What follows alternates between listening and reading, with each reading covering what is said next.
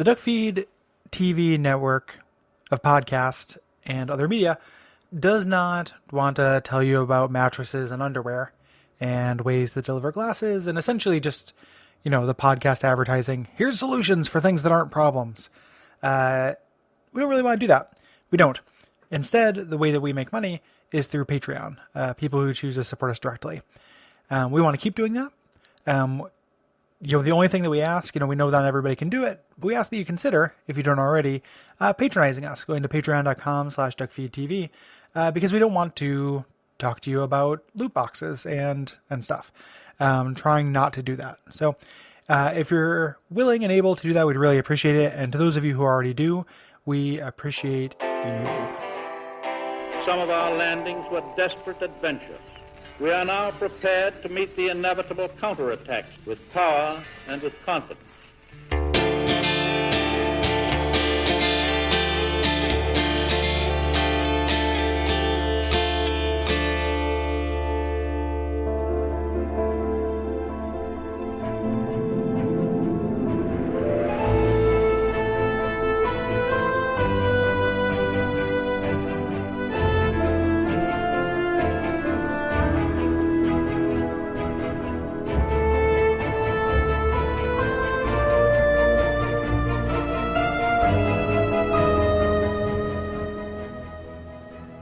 My name is Gary Butterfield. My name is Kole Ross. My name is Nick Daniel. And you're listening to Bonfireside Chat. It is a Hollow favorite. Yes. And this week we are beginning our discussion of Hollow Knight, which is a delightful indie Metroidvania style game. And we are joined by Nick Daniel. Nick, you've been on the show in the past, but remind the folks what you do. Mostly I make comics and occasionally commission furry porn. It's called Latchkey Kingdom. Latchkeykingdom.com. That is not pornographic, by the way.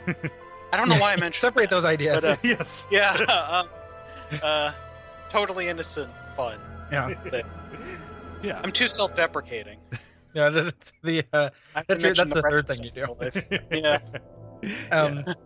People who are listening know you either from previous appearance on the show, but also know your art. You are the illustrator that I work with the Power Worlds books. So you illustrated Souls of Darkness. You're illustrating Atomic, which is coming up, and you do illustrations as well for Retronauts. I know that at least Watch Out for Fireballs has a shared listenership with them to a degree, but people who are listening to this probably also have seen your art at Retronauts as well. Yeah. Yep. Hopefully. Yeah. The reason why we wanted to have you on and we brought it up is that so you're the first person I know who got really taken with this and played it a lot, and you have done quite a bit of fan art and kind of an arc in Latchkey Kingdom that is based on this. Is that it wasn't actually a Latchkey Kingdom, it was a bunch of separate strips. Oh, okay. Gotcha. Yeah. You're probably going to want to send people to your site to check out the link, because it's there's not a great place where it's collected unless you are willing to dig into Tumblr tags. Yeah. So, and we don't want to put that on anybody. We'll yeah. we'll put a link. Yeah. We will guide your way. Yeah. Yeah. So what initially and also you are a Souls guy and you've played through those games as well. But what got you into Hollow Knight? What's kind of the initial thing that kind of made you feel passionate about it? Basically, the very first thing I saw of it was an RPS article that was just like, "Hey, isn't this game pretty? We haven't played it, and we don't know if it's any good." But had a lot of video of it, which it looked well animated, and it's a Metroidvania. So it's I like Metroidvanias. I think it's my favorite genre, and it's pretty. So I go on Steam, check out the reviews, and the complaints people were having seemed like the right sort of complaints, where it's "Oh, this thing is too long," and right. Yeah, and it's "Oh, I'm getting lost all the time," and it's "Oh, that sounds like the good stuff." I mean, my real problem with Metroidvania is the guys make all the enemies take too many hits, and that's wasn't an issue. So yeah, enough guys die in one hit. It avoids a lot of that, and it does a lot of things kind of peak Metroidvania. I think there are elements of this that I think this does as well as any Metroidvania. Might be my favorite. Quite a few. Yeah, it's very good. It's rather than burying the lead or anything, I think all three of us are pretty into this. Yeah, I'm kind of head over heels for it, actually. Yeah. We were talking about how it looks and stuff, and we have notes and stuff, so we'll jump around just a little bit just because natural conversation flow. But like, so this is probably getting ahead of ourselves. But like, when you say how this looks, I feel like in video games and specifically in indie games, I have been sold the promise or the enticement of like play a cartoon, and that's never like I don't care that much. Like that's not a big draw to me. Like I played Right. like Dust and Elysium Tale, and it's like this like yes, this is kind of impressive, but it's not that good of a game, and like this is losing me. It's not a very good cartoon. It looked like a generic Oh, cartoon. yeah. Whereas this looks like a I very think like most cartoons look better than Dust. yeah, for sure. Like it looked like a bad attempt at kind of just like a pretty standard cartoon. And this looks like a stylish, weird, awesome cartoon. Yep. And that's the difference. Like this is so gorgeous and so just like lovingly animated and really like this is the first time the like play a cartoon thing has ever like landed for me. Yeah. And landed really hard. And I'm not like Mr. Visual guy. Like I'm not like, that's not usually my primary motivator. Like I play video games, but like it's so pretty and the art direction is so good. And it has such a good art design sense as well as just good kind of assets. It's so cohesive and so varied. Yes. Just the amount of just stuff that is in here, and every single pixel, every single stroke is committed to fully. Coming off of this, like off of Neo, like as far as just like things to see, like there's no like, oh, that's another fucking burning village and full of the same ogre. Like everything is different and it's constantly revealing new shit. Yeah. Visually. Yeah. Like color palettes and everything. Sorry to cut you off. I'm just like, man. I found that very Souls-ish myself. That it's like you are up until the end, you're running into like new enemies and different environment gimmicks and stuff. Yeah. And like it walks this line between being kind of like whimsical and cute, and also kind of being melancholy, right? You have this kind of very cartoony design that is lovingly animated, but the entire kind of color palette and the sound design, lend more gravity to it than you would, I think, expect from something that is as cartoony as this. Like it nails atmosphere in a way that I think few games have. Yeah, absolutely. It's one of those like the mix that it has of the kind of cute and creepy is like what people with like boy, like I'm trying to like how to phrase this without being a real asshole. Like it's like what it's like what people who give Tim Burton too much credit think that Tim Burton does well. Like this is like an idealized version of that. Yeah. I have like, heard it's so people much say better. the art was Tim Burton like. Yeah, no. No. Like it's so much better. Like it's I guess if like Tim Burton could actually draw. Yeah, or had just like a sense of like a little bit more of a sense of restraint, like peak Tim Burton, like the Tim Burton at the height of his career, with just kind of like less reliance on the same kind of like Tim Burton-y tropes. Like I like Beetlejuice as much as anybody, but like it's everything doesn't have to be fucking candy stripes. I also think it's partially because they pull back. It's like since there's less detail on like the grossness. It's like there's other things being used to sell those aspects. Yeah. Mm-hmm. Yeah, really good sound design. Yeah. With that, but like unless you think that this is a shallow thing, or that this would be over animated or over intricate, like a game that is beautiful could technically like that aspect of it could get in the way of play. No, this serves it. Yeah, like they managed to hit that balance again, where the crispness of the animation and just the design of the enemies really actually serves play. Yeah. Also, if it wasn't so well animated, you wouldn't be able to read the enemy's attacks nearly as well. Yeah, which is because a lot of them have very subtle tells right before they move. Yeah. It's and it should be like addressed to why we're covering this on this show, because it is first and foremost a Metroidvania game. But I think Nick touched on this, which I will make a bold statement and say that I think this captures like a lot of what's special about Dark Souls 1 specifically better than any Souls like we've done for the show. Right. In that like constantly lifting the veil and having more variety, in the way that the world interconnects on itself and folds back on itself, the way that like poking at corners can reveal whole new huge optional areas that like a less confident developer would not have allowed to be hidden. Right. It's just like it's a really, really wonderful kind of world design, and that sense of like of atmosphere and how that kind of connects, like the way the world feels cohesive and together is a real Dark Souls 1 thing. And this game does it really well. Yeah.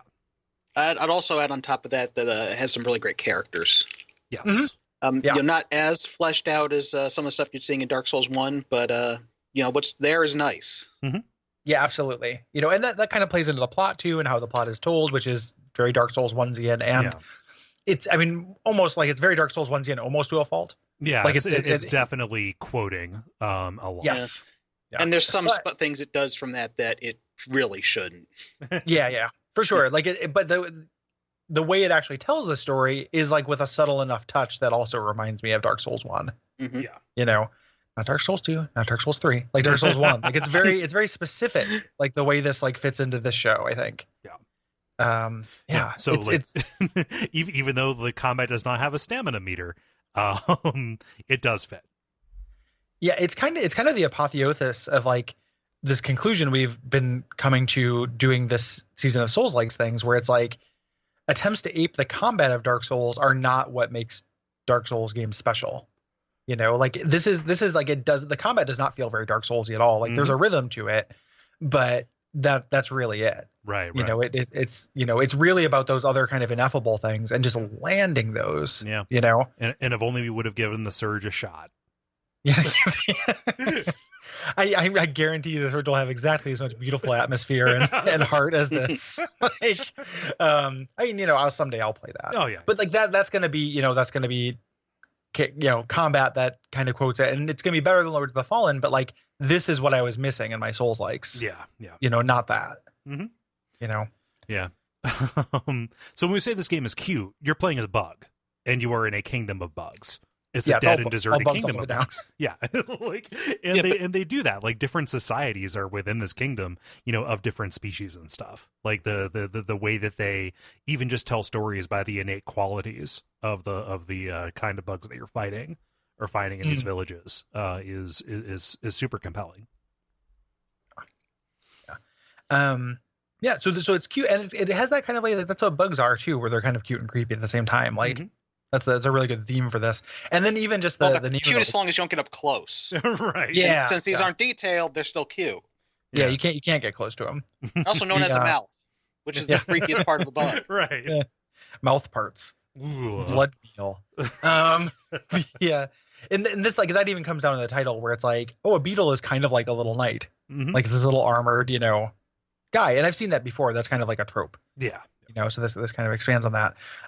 As we mentioned, like first and foremost, Metroidvania, and for those who don't know exactly what I mean by that, it means as a large interconnected world where your progress is kind of gated by abilities and items. Yes. So you can progress non-linearly to a kind of a surprising degree. After you get this your first major movement ability, like there's a lot. The world's like not your oyster, but there's a lot of non-linearity there. Yeah. But yeah, that's what we mean by Metroidvania. Yeah, the world's your snail. Yes, yeah, it's not quite an oyster. Also, the world's your soyster. It's an artificial oyster. Okay. I found throughout the game that whenever I got a new thing, I could always think of like 5 places to use it, which made it very exciting. Yeah. Well, I would just like, once I got a new thing, I did something that I generally don't do in Metroidvania games, which is get excited about going back through the areas that I'd already been. Like, okay, well, I'm just going to go and make another sweep because who knows what I'm going to find. Like, the joy of exploration was there until the very end. And then so many times you just find a whole huge new level. Or you find like a new boss or a new mini boss or a new kind of like gated combat encounter. Like there's so much variety in those, and there's so many different kind of bosses that you can fight. I'm actually not sure that I have all of them represented in the notes. So, I know for a fact I didn't fight all of them, especially when you consider like the warriors. Oh yeah, the like Dream I just know Warriors. Yeah, I know I didn't fight all the Dream Warriors. I 100%ed this sucker.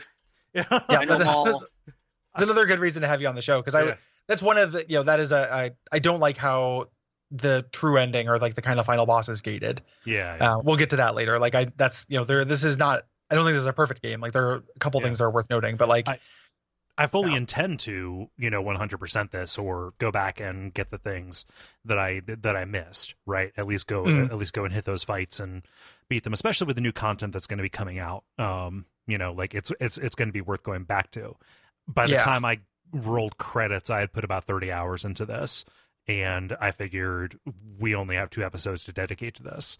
So I was planning to. I was like, oh, this is the kind of game I want to play again in a year, Mm-hmm. and do all this stuff. But I watched a video of like the optional challenge zone you have to do to get to the final thing. It's And I was like, I can't do it. Like, I'm not going to do a Super Meat Boy level. Like just under no circumstances. Like I like Super Meat Boy just fine, but I don't play. I don't like that. Yeah. So I will probably skip that. Yeah. I like this thing to try 100%ing it twice, and when I got to that area again, I was like, all right, enough of this. Yeah, it's misguided. Like the platforming is very good. It's also like, and we'll talk about when we get there, but it's also such a weird clanging thing. Because like, what are these spinning saw blades doing in this ethereally beautiful, like ancient palace? Like it's so weird. These very video gamey elements. You're in a mental projection of an ancient palace, so I mean, it's probably set up with mental traps to try to stop you from getting into the king's brain. It's very weird to have your mental traps be like so video gamey though. Even well, it is a video game. What are you going to do? Let's take this out of context though. It is a mental projection of a palace. We can all agree that is good. Yes, that is true. Yeah. So there is that platforming, regardless of how just balls hard the White Palace is. Like the jumping, the movement, and especially fighting are all really snappy. Like it is fun getting around this world. It is fun fighting, and like that is really important in a game where your primary combat is melee, right? Like you are attacking mostly at sword range. Yes. Yeah, and especially once it starts unlocking, like initially, like your movement speed is a little bit slow. You can't dash, or you can't like sprint. Like there's no run, which is a little weird. Once you start unlocking those abilities, it gets really fun to move around. Yeah. One of the biggest things about this game is downward thrusts, similar to Zelda 2 or Shovel Knight or DuckTales, and it's I don't know how you'd play it without it, because weirdly enough, like you don't have a strict dodge, so your defensive vocabulary in this game. Like oftentimes that is what I would do instead of dodge is jump and down thrust and bounce off of somebody. Yeah, it's to get over. Like you have a dodge at the end of the game. It is one of the last upgrades that you get. You have like a dash. You dash through people eventually. You have a dash that gives you iframes. Yeah. It's not like but that's very, very late in the game. So and then you can't even use it that much. Right. Yeah. It's pretty much just for the last couple bits. Yeah, but these kind of nail jumps.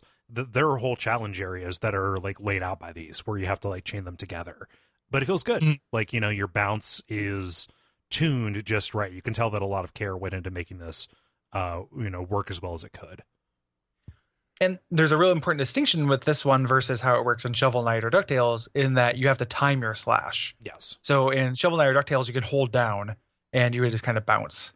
This is not the case. You have to time it every time, so it's very skill based. Like doing an intense set of bouncing off of spikes or bouncing off of creatures to do some tricky platforming is there's like a real kind of like high skill floor to do it. Yeah. So once you get it, it's very, very satisfying. Yeah.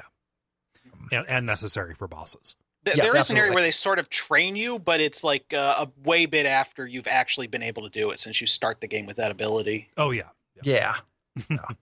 And the game is actually generally good about those little training areas. Yes. That come with things, but with something that's out of the box, it's a little bit harder. You can also do an up slash, which is surprisingly useful too. Not in the same situations. It's not useful for platforming, but you need to use your full vocabulary because your vocabulary is very simple, especially starting out. Yeah. So. Yeah. So it wouldn't be a non-Souls game on Bonfireside Chat if we didn't call out some of the analogs, right? So instead of having bonfires, you have benches. And I love this. It's a little bit like Eco. You sit down on them and you kind of like nod off if you sit there for long enough. When you respawn at them, he kind of like snaps awake, like he woke up from a nightmare. Just so much character in those tiny little animations like that. Yeah, I love the way that these start getting played with later, like when you have to start buying them from vending machines, or the one you unlock in honey that's like encased in amber and like that, things like that. Like they start doing things with them. It's very cool. Yeah. What about the sticky one? Yeah. You like the sticky one? Yeah, like the trap is very good. The one thing, like I wish there was like 30% more of these. Yeah. Like it and they put them. They do some real hateful shit. Like they do like put things like this after mini bosses instead of before. Like things like that, where it's like, oh, I've been journeying for a long time. I'd really like to be able to get to a save point. Yeah. Oh, there's a mini boss. I don't know the moves yet. I have to beat them before I can do this thing. Like they do a couple things like that. Like there's a little bit of stinge going on Yeah. with these. There- But There's they're definitely always a lot welcome. of stretching. Yeah. Yeah. The death loop. So when you die, you lose all your geo, which is money. And there's no experience. It's not an RPG in that sense. And you have to deal with 2/3 of your mana, which we'll talk about in a little bit. And you have to go back and defeat your shade. Yes. The shade will have the same abilities that you had at the time you died. It only takes a couple hits. It's just like this dark ghost. Yeah. I think it actually gets more powerful the further you are into the game. Yeah, it's like, when you get the ability to shoot a projectile, it gets the ability to shoot a projectile. I mean, it gets more health. Oh, yeah. Okay. Oh, gotcha. Yeah, because it starts taking out like 1-2 hits, and I know by the end it was like 4 or 5. Okay. Yeah. Maybe my arms race just kind of like matched it. Maybe I was just like improving myself at the same Perhaps, time. yeah. I think that is a function of how many how many health bloops you have is the thing. So as you increase your shield meter or whatever, it also gets more powerful. Yeah. What I love about this, again, the sound design in this game is amazing, just like pretty much most of the other aesthetic design of it. When you're near your shade, the background music fades away and it's replaced with these kind of creepy chimes, right? And so like this is a way for you, especially in some of these intricate areas, to find your way back to it. Because it's a 2D game, you don't actually have that much of a field of view. Like that is such a nice and subtle touch. Even though, unlike Salt, you do have a map, which we'll talk about, because mapping is like an important mechanic. It's a complicated map. Yep. Yeah, for sure. Like it's so like the shade thing, right? Like this is another thing that I don't know that this works real well. Like it's fine, but I don't know how much it added. Yeah, I never felt like it just created. So like there's a way to the situation which your shade could spawn is just where you die. So it can be in the middle, like it can be almost impossible to get to. It can be a thing where you fight it at the same time you fight a mini boss. I think it will shunt it to the outside of a boss room usually. For a lot of them, yeah, but not all of them.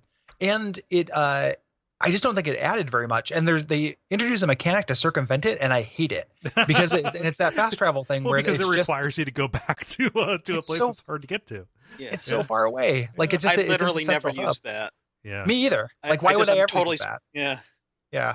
It's just I'm gonna go back there anyway. What I find the worst situation you could spawn was I had a death by the Crushers in Crystal Peak. Oh yeah. And the thing is, it actually ended up like clipping into the ground, so it was impossible to get for a little while. I had to reset the room. Yeah, which is a real bummer. I think I also had a similar situation in Crystal Peak where I was like, I had enough geo because they're so stingy with benches in that place.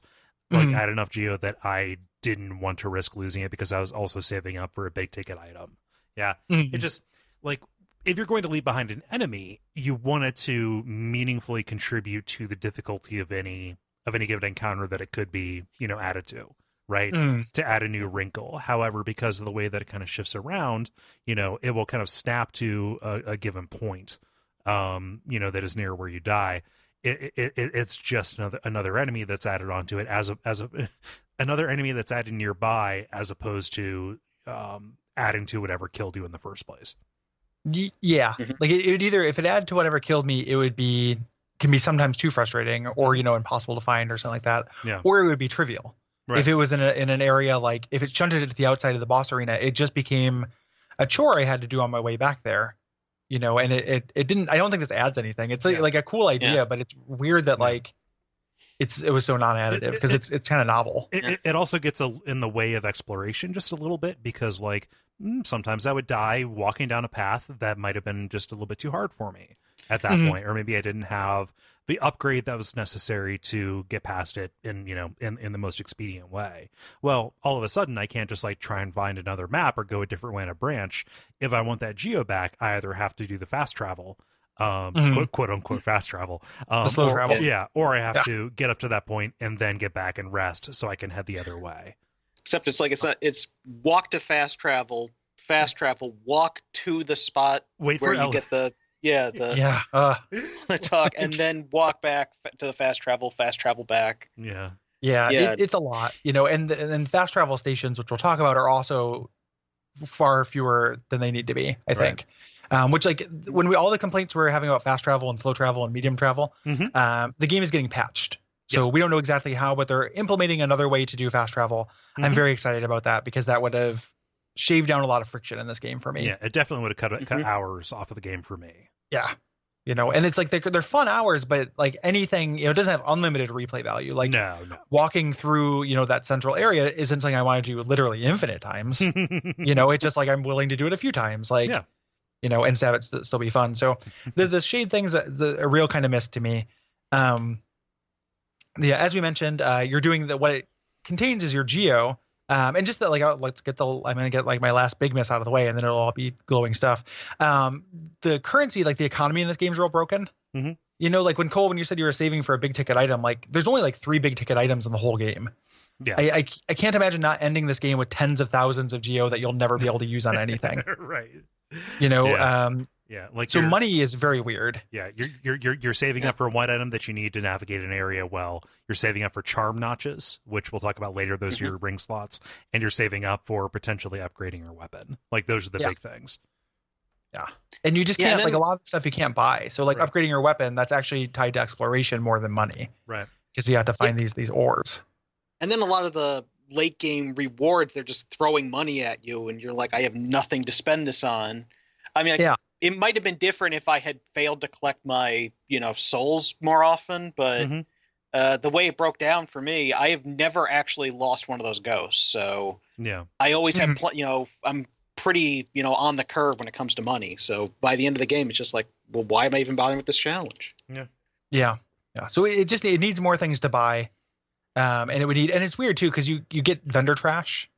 Like, so that this impacts the fact that there's not enough stuff to buy also impacts, because like games, it's all webs, like impacts the loot system in this game, where like you can do a very difficult platforming thing or find a cool secret and just get a thing you can sell for 200 money, and money is useless. Around the halfway point of the game, it's pretty early that like I no longer need money in this game. So like it affects other things. Like it's kind of a big problem. Like it doesn't ruin the game, but it has longer reaching tendrils than maybe it seems initially. Yeah. It would just make a lot more sense if there was more than one consumable you could buy. Because the only thing you can buy are those eggs you use to recover the soul, which, as we mentioned, is so cumbersome you don't do it in the first place. So totally, like a temporary attack boost, like a temporary defense boost, things like that. Something like just to refill your soul. Yeah, like, absolutely. Like you can get something like that, but again, it's pretty far away from a fast travel point. It's those fragile crests that you can get, or charms rather. Those do a little bit of that, but like you're not going to be spending your extra geo on like health potions. Are you talking about the greedy charms? Yes. Yeah. Those can only be repaired once. So like you could, they can be repaired. Yeah, he will stop repairing them. Well, shit. I guess they're really for the Steel Soul run. That's where it's a mode where you can't die, or the whole game resets with permadeath. Yeah. So if you're one of those masochists, I mean, I use them anyway. I use them for exploration. Like I use the attack one. I just took it off for bosses when I thought I would die. Yeah. Because the difficulty curve in this game is like it gets easier as you go. Like except for the weird optional challenge areas. But I think the early game is harder than the mid and late game. At least for me. So like I felt confident wearing one of those fragile things. I had to have it repaired once, but so this is also hearsay. I read this on the fandom.wikia.com thing that he stops repairing them. So I didn't have that experience myself. I could be wrong. No, I only used it once to get past a particularly difficult boss fight. The second time you fight Hornet. Never ever used them. That's so hard. Yeah. I'm too cowardly to ever use them in my first playthrough. I used them once in the second playthrough. Yeah. Because I was thinking maybe I'm getting ready for the Steel Soul run, and I'm not good enough for that. Oh, no. Well, why would you do that to yourself? But I really liked it the first time. I suppose. Yeah. No, I mean, like, why would you get ready for it? Why would you do it? Yeah, like the Steel Soul, I was like, I read the description of that after the credits roll, and I was like, nope, not for me. Yeah, not for me. If those things were infinitely repairable, it would kind of function as a temporary consumable. Right. But again, they don't. And it's part of like a larger, and this is not a flaw in the game, but it's part of this larger, like, you pay for everything in Hollow Knight. Yeah. Like it's like a bug rapture. like oh, you want a bench? Like put it in this toll. You want to do this? Put it in this toll. Oh, you want you pay for everything. You want into the boy's soul. Yeah. Yeah. At least you only pay those tolls once. Because when I first saw one of those things, I'm like, is this thing going to freaking charge me every time? Oh man.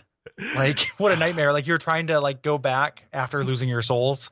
or your geo, and you had to you didn't have any geo to spend, so you had to go grind up 200 geo to use the bench to travel back. That would have been no.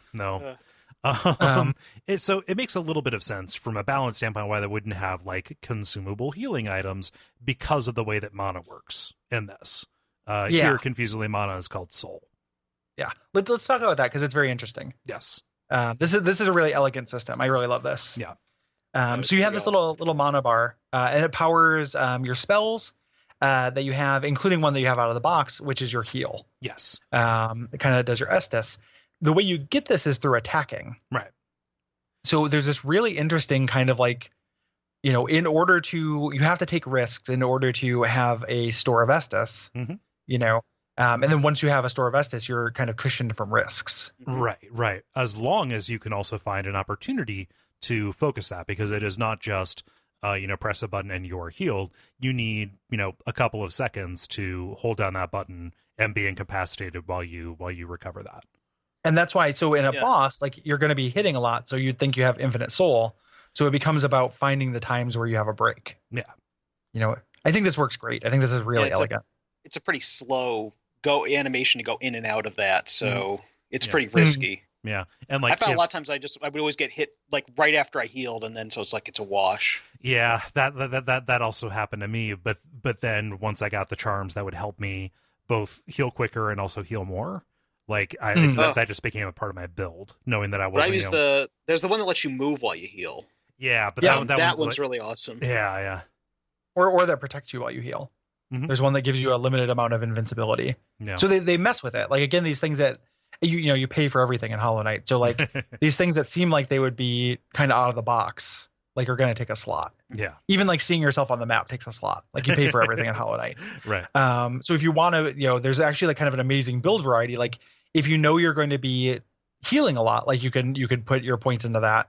And you can make a build that just has lots of opportunity to heal, that damages other enemies while they're healing. So you get in a little bit of progress while that happens.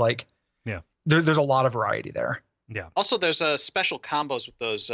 We weren't really getting it. The badge system's kind of what they had in the Mario RPGs. Oh yeah. Where you have a certain number of slots that each badge takes up a certain number of notches, and they all have special abilities that can sort of stack on top of each other. Mm-hmm.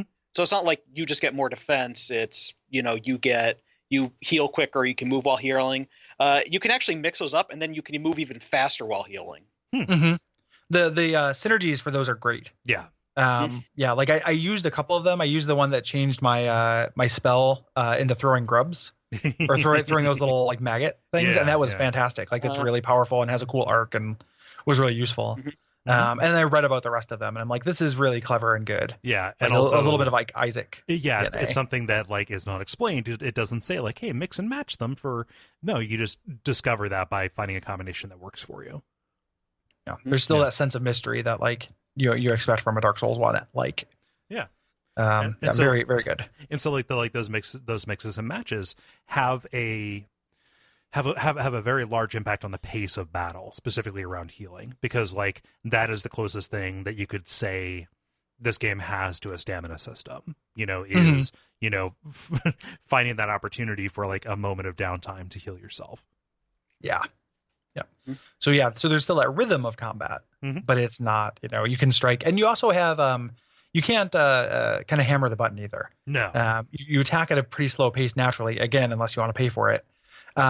So you can't just kind of swing willy-nilly. It still doesn't have the feeling of a God of War button mashing kind of thing ever. Yeah. I mean, heck, now you cannot attack that fast. When you attack guys, it actually pushes you back. Yes. Unless you want to pay. Yeah. Unless you want to pay for it. Because I definitely paid for that one. Yeah. Oh, that was a good one. Yeah. Yeah, that will turn you into a lawnmower against certain bosses. Mm-hmm. Yeah. Also, it makes the platforming easier because you're not getting your jumps thrown off by guys you attack. Right. Yeah. And those things, those slots that we have, the notches, they're very stingy with those. It's pretty much the most meaningful upgrade you can get. Yeah. You don't level up, but you get upgrades to your weapon, which is a nail. You get either soul or shield fragments, which is your mana or health, and then you get those notches, as we mentioned.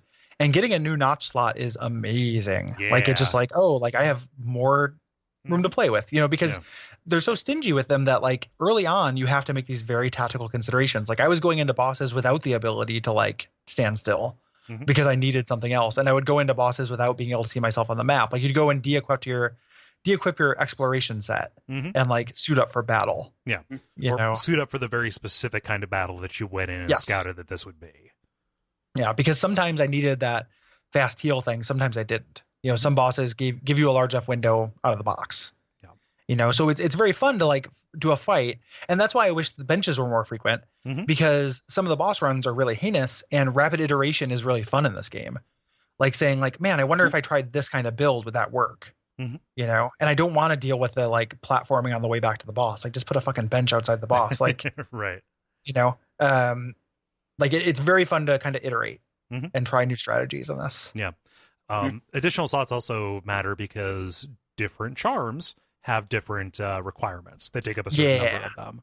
So, like, you're also doing that arithmetic, to make sure that you're maximizing them as well. I accidentally overcharmed. I did which was awesome. that is a very weird Stephen King movie, accidental overcharge. It's a really cool mechanic in this where if you want to, again, that high risk, high reward, you can go over your limit of slots, and you'll get the benefit for all the things, but you take double damage. And there's ways you can make this work. Huh. Like there are ways to if you are you're doing the charm, I can't remember, like Joni's charm or whatever, that gives you a lot of extra health. Mhm. If you can go get But you some can't of the heal. yeah, but you can't heal. Yeah. Which is like a huge drawback. But if you're just trying to do as much damage as possible, so you can do this thing that you can overcharge that, add the thing that lets you slash as fast as possible and a damage up, and just try to DPS race the boss, and you can win. Like that can work for you. So, lest you think that this is a mechanically simple game, because it is kind of, again, first and foremost, a Metroidvania. Like, this is a tremendous amount of customization that you're doing on the fly, and iteration and experimentation. Mm-hmm. Yeah. So those are charms, and then also charms are really meaningful reward for exploration, because not only do they you get a new ability you can slot in, but it also is one of the ways they gate your number of notches. Mm-hmm. So the merchant that sells you extra notches, they want you to have a certain number of charms. Yes. So finding new charms is always meaningful, even if it's like, I'm never gonna fucking use that. Like it still feels good to get it because it's a mark of progress. Yes. Well, yeah, a lot of times I got a bunch of money and like, oh, I'm going to the charm store and I'm going to buy a bunch of stuff I don't want so I can get a good charm slot. Yep. Yeah. So just buy them all. Like, if you have money, again, money is meaningless. Just buy them when you can. I bought everything from every merchant in this game. Yes. Like, and I could have many times over. Like, well, I mean, how many eggs did you get from the egg seller? Just one, because I was like, oh, that's what you sell? I don't need this. I'm stupid. I got 2. I was like, Yes. these are going to pay off sometime. Because I went a real long time before knowing what those were for. Yeah. Let's talk about the mapping, because this is, I think, a really interesting and fun touch. Mm-hmm. Yeah, mapping is a pretty robust mechanic in this. It's very similar to Super Metroid, where you have to find the map station or what have you. At least initially, you find somebody who has started a map, this cartographer, who will give you an incomplete map. But in addition, he gives you the ability to do your own mapping in there. So until you can find him, you can't see yourself on the map. You can't see the map. You can't see anything. Right. Once you get to him, you can start making your own maps to kind of add on to his. Yeah. And again, that sound design, that Cornifer, the cartographer, is nearby because you can hear him humming to himself. And when the game came out, there wasn't that. What? They didn't do that when the game came out. Also, there wasn't the paper around to tell you the visual signifier. So it was totally, you really had to scour things to find. Oh, and he's hidden too. Oh, yeah. Like impossible to find in Kingdom's Edge. Hey. It's it is a benefit that games can change. Yeah. It's one of the best things about this medium is that they can make it better. Yeah. But map expansion doesn't happen automatically like you would be used to if you played like a DS, Castlevania. Instead, you have to sit down at a bench and it will draw in the places that you have been. And this is, a hand-drawn map that actually will call out particular landmarks. And things like if there's a spire or if there's a building here, that will be represented. So it's not just kind of the broader geometry that you're paying attention to. Like, you can actually tell where you are relative to something else, which is important because you have to use a charm slot in order to get your position on the map. Yeah. Yep. Everything costs. Yep. And you have to buy the ability to mark things on your map down to the granular level of every category of things you can mark. Right. So you buy a separate item to put benches on there. You buy a separate item to put, and at first I thought those were like single use. Oh, like I would Jesus. manually put them. Yeah. And I was like, fuck, man. Like, I'm gonna save up 200, because at the beginning that seems like a lot. And it's like, I don't want to save up 200 geo every time I want to mark a bench on my map. No. But it just gives you, you can mark all the benches on your map. But it's just, again, that they charge for that. It's just so like, everything costs, until there's nothing to buy. It's very weird. Yeah. But the way the mapping works, like making a beeline for Conifer if you can is your best bet, but he's not always placed near the edge, of a map, and you can enter these areas from multiple directions. And So some areas he's placed so you can't even get there until you've upgraded considerably, Right. like Fog Yeah. Canyon. Yes. I actually didn't even really use the compass that marks where you are on the map. Mhm. I found it, one, I was like, I needed those slots for something else, but also just, I got used to figuring out where I was and found that an interesting part of the game. Because this game, you're lost a lot of the time, and I found that pretty interesting. Yeah. Yeah. I mean, I definitely enjoyed being lost in it, but what I ended up doing was having a dedicated exploration set and a dedicated battle set. Yeah. Of kind of pins, or charm. So I had, it only cost 1 to see yourself on the map, and it just made exploration easier. So like that, and the thing that sucked up geo. Yeah. Like, I used those, which is part of why I had so much of had so much money. Yeah, none of it fell away.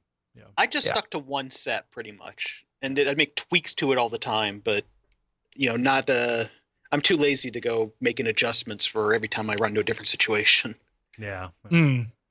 No, I definitely I took Gary's approach. I had an exploration set just because I didn't want to give up the security blanket of being able to locate myself.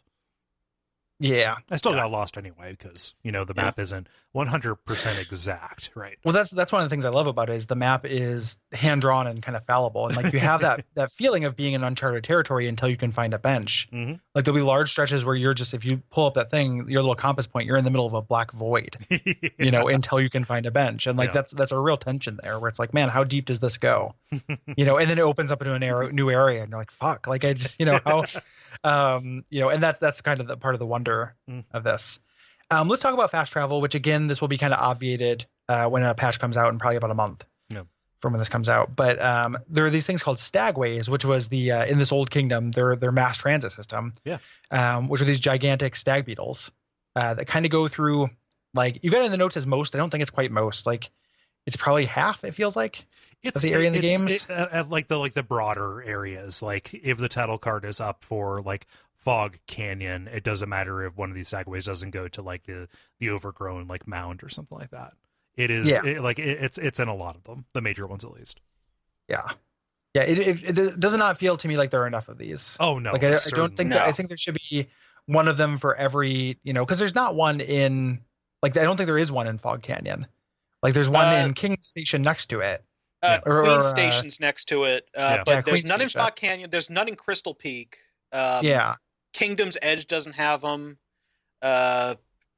So yeah, there's a lot. Also, I guess the Ancient Basin / the Abyss. I made a lot of runs to there for some high level game stuff, and it's like you have to go all the way from the King Station in City of Tears, so it's a very long trek through some very difficult terrain. And it's like I could see from like a story perspective, like, okay, you wouldn't like this is a mass transit system for the city. It wouldn't be past the kingdom's borders. It wouldn't be in the the mountain they're mining. Yeah, right. But you would take it to the sewers. It still stinks that I have to take the circuitous route there. Every time. Yeah. So what they're adding is something that will let you kind of fast travel to more places.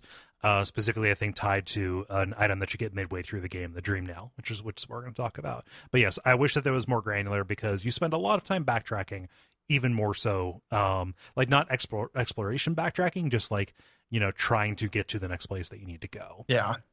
or to do exploration. Mm-hmm. Like I can see on my map, here's a little section where I couldn't quite get up there. Hey, I've got a double jump now. Mm-hmm. Oh shit, like it's gonna be, and it's never tons of time. It just adds up so much in aggregate. Yeah. It's like, going from one end of the map to the other is probably about like 15 minutes. Which isn't that much time, but you go back and forth many times. Like Yes. it's too much. Yeah. These things are infinitely charming from a story perspective. Oh yeah. The way the Stagway articulates, the little Easter egg you can find with this is one of my favorite things in the game. Like this game is full of really good detail. Yeah. So I love this character, and I love the animation of him running through the tunnels. Easter egg. Oh, it's Easter egg or regular egg or or hatched egg. Hatched egg, or the way that articulates is really beautiful and good. Yeah, I think. So there's a lot of stuff that kind of comes up. That's most of the generalities for the gameplay. There are some things that come up that we're going to talk about as it goes, because it is again full of that detail. But we're going to talk about it when it comes up. Yes. Yeah. A little bit about the production of the game. So this was partially funded on Kickstarter. They only raised about $50,000, which was not enough to do what they did here. Because it was developed by a team of 4 people. And just the amount of care that went into this by Team Cherry, a team out of Australia. Like they had to have gotten funding from somewhere else, because $50,000 would not have made this game. Hey, fun fact: I went to grad school down the street from their studio. Oh yeah. Oh wow. Yeah. Unfortunately, that never got to meet any of them or anything. Wouldn't have known they were important at the time. So. Yeah. So this is a massive game, and it's fucking beautiful. Yeah, and just like incredibly well made as a piece of software. Like it's super tight, like runs really well. Like again, full of like polish in a way that is meaningful, as opposed to just kind of feels like fluff. Right. Like those little details, like finding having a kind of a sense of closure to the stag beetle story, felt good and meaningful, and it's so confident because so much of it is hidden. Whole areas are hidden. Again, it has that confidence, that painted world confidence that we love so much. But this is such a small studio to do that. It's so ballsy and good. I love it. The art, and animation is absolute tops. And the music is really good too. Uh-huh. The music is surprisingly excellent. Yeah. I was worried you wouldn't like it, because most of it is very moody and ambient. It's because the way it works is that it is that a lot of times and kind of fades in the background for me. And then when melodies pop up, they're really good melodies. Yeah. And it feels like there's a sense of direction to when that happens. Yeah. It felt like, and this could just be my own attention wandering, but it felt like it didn't happen that often in the midst of combat. So it'd be like a long exploration stretch, and I'd just hear this little bit of like a motif for the area. And it really worked. Yeah. For me. And then there's music and bosses as well. Yeah. That is a little bit more robust than that. So I do like the soundtrack a lot. I mean, I don't Shovel Knight like it, but I like it a lot. So yeah. So would you get on vinyl? Maybe not. Vinyl is a really active listening medium. Like you have to get up and change sides and stuff like that, and that doesn't really work for me with ambient music. Yeah. I would want to put this on and forget it for a long time and do something else. Yeah. I mean, I got this on Bandcamp. It's going. Bandcamp, it's second best thing. It's the vinyl of the internet. I got 2, but I'm really not a big fan of ambient music. I was really just getting it to throw the guys who made it money. Of course. Oh yeah. I'm gonna buy the plush for that. Oh, for fuck's sake! What irritates me is for the Kickstarter thing, there's a comic and a really detailed drawn map of the whole thing that is not available to the public to purchase. You can find a high-res image of it, but who knows?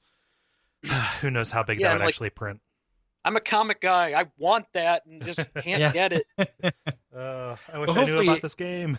Hopefully this game takes off well enough to where that kind of stuff become Fan Gamer reprints that stuff they're doing the plush. Yeah. And stuff. No, I want that plush. I want that stag beetle pen. I want a hornet plush or a cloth plush. Yeah. Cloth plush. Oh, cloth is great. Cloth would be really good. Yeah.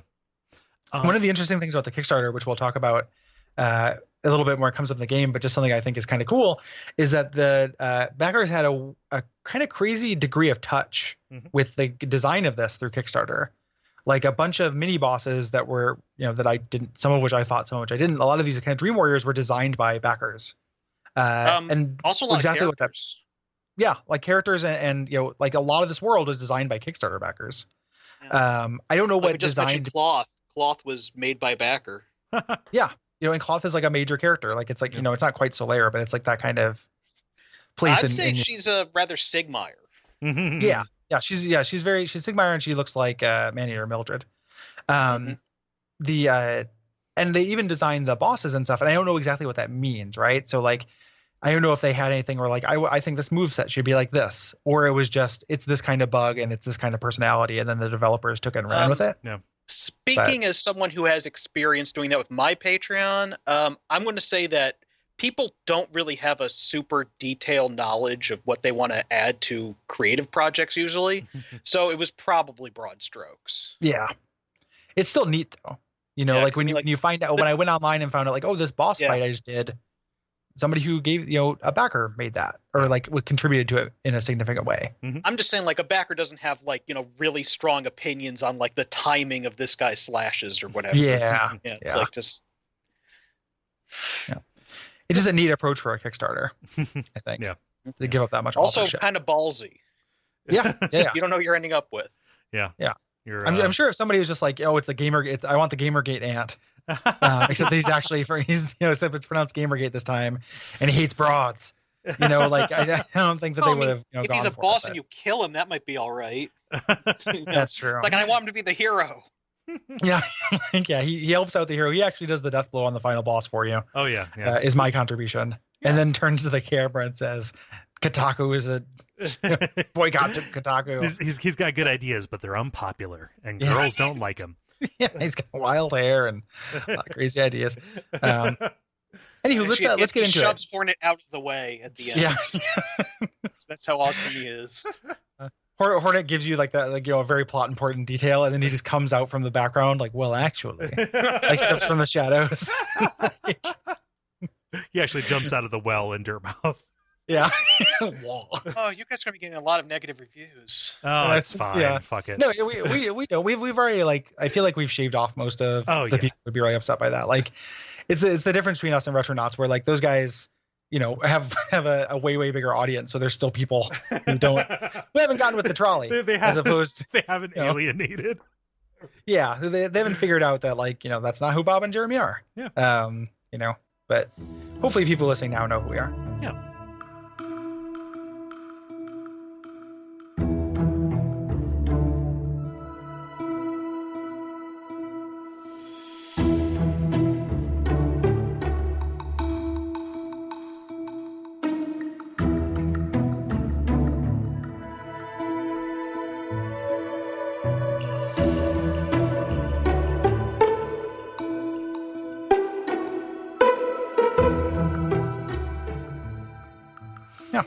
Let's get into it. Yeah.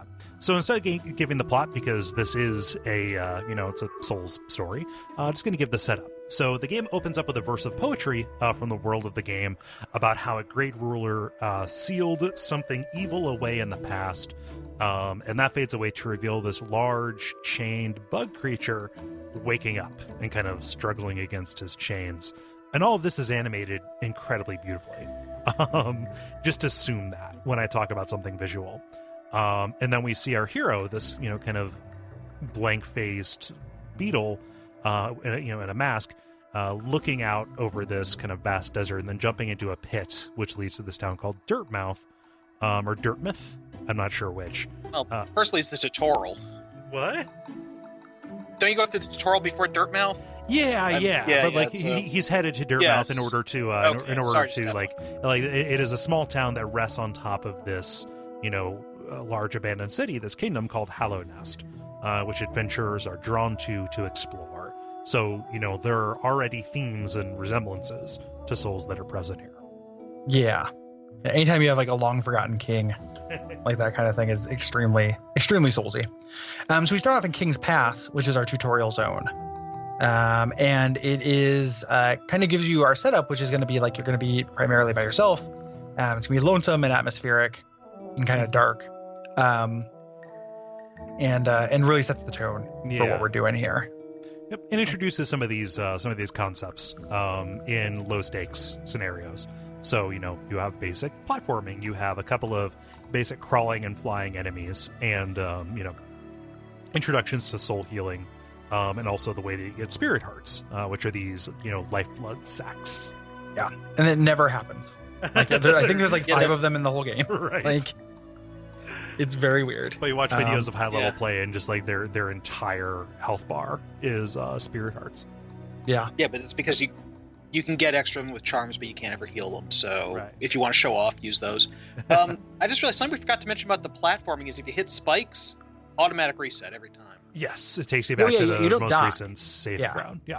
Yeah. Like, so it's not, it could be like if you died, this game would be intolerable. Oh yeah. No. Certainly. But it would be like a C- game. Like it would not be playable. So you don't die, you just go back to your platform and lose a health. Yeah. It's just like other Metroidvania, sometimes you could tank spike hits and acid hits. In this, it's always resets you to last safe ground. Mm-hmm. Which that works. It's better than the alternative.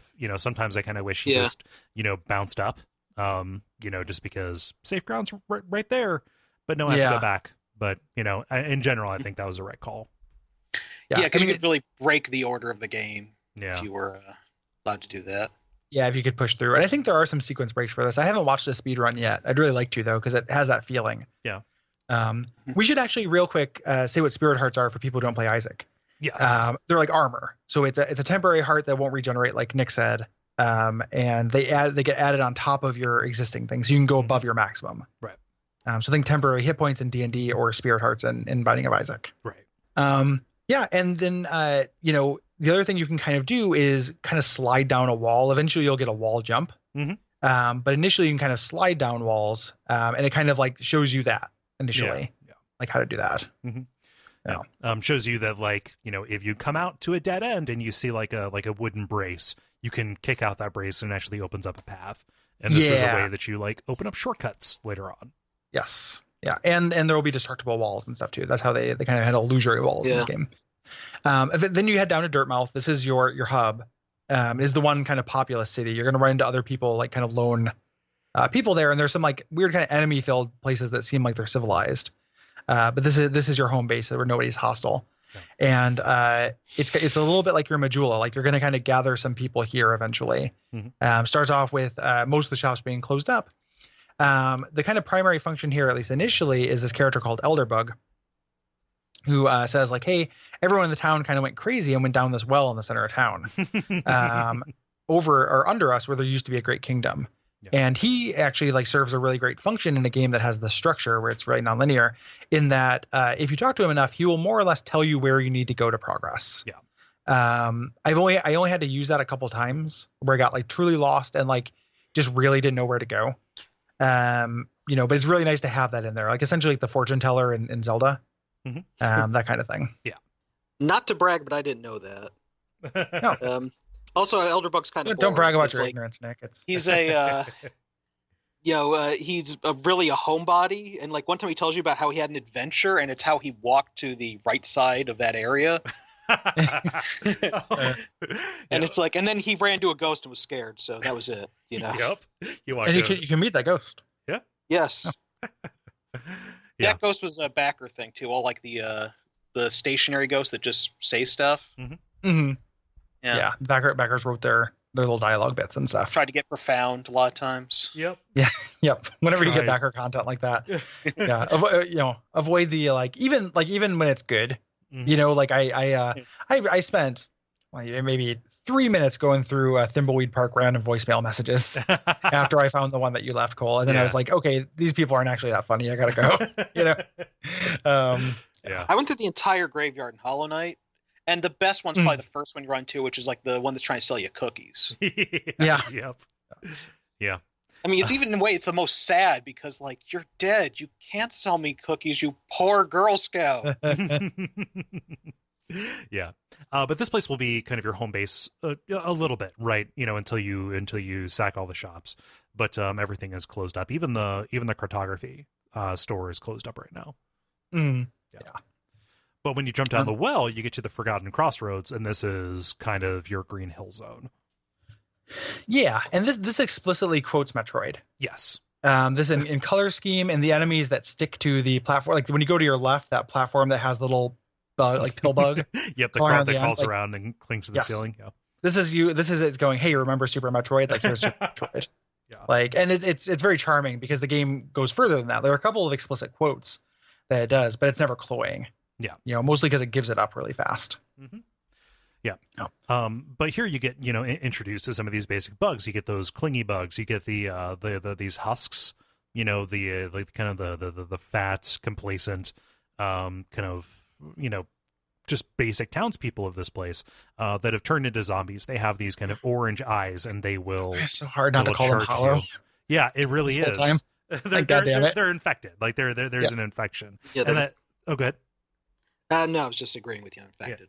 Yeah, and like that is something that will progress as things go on. Like as just like keep your eye out because things will get more orange, and that is kind of the dominant color of this. Yes.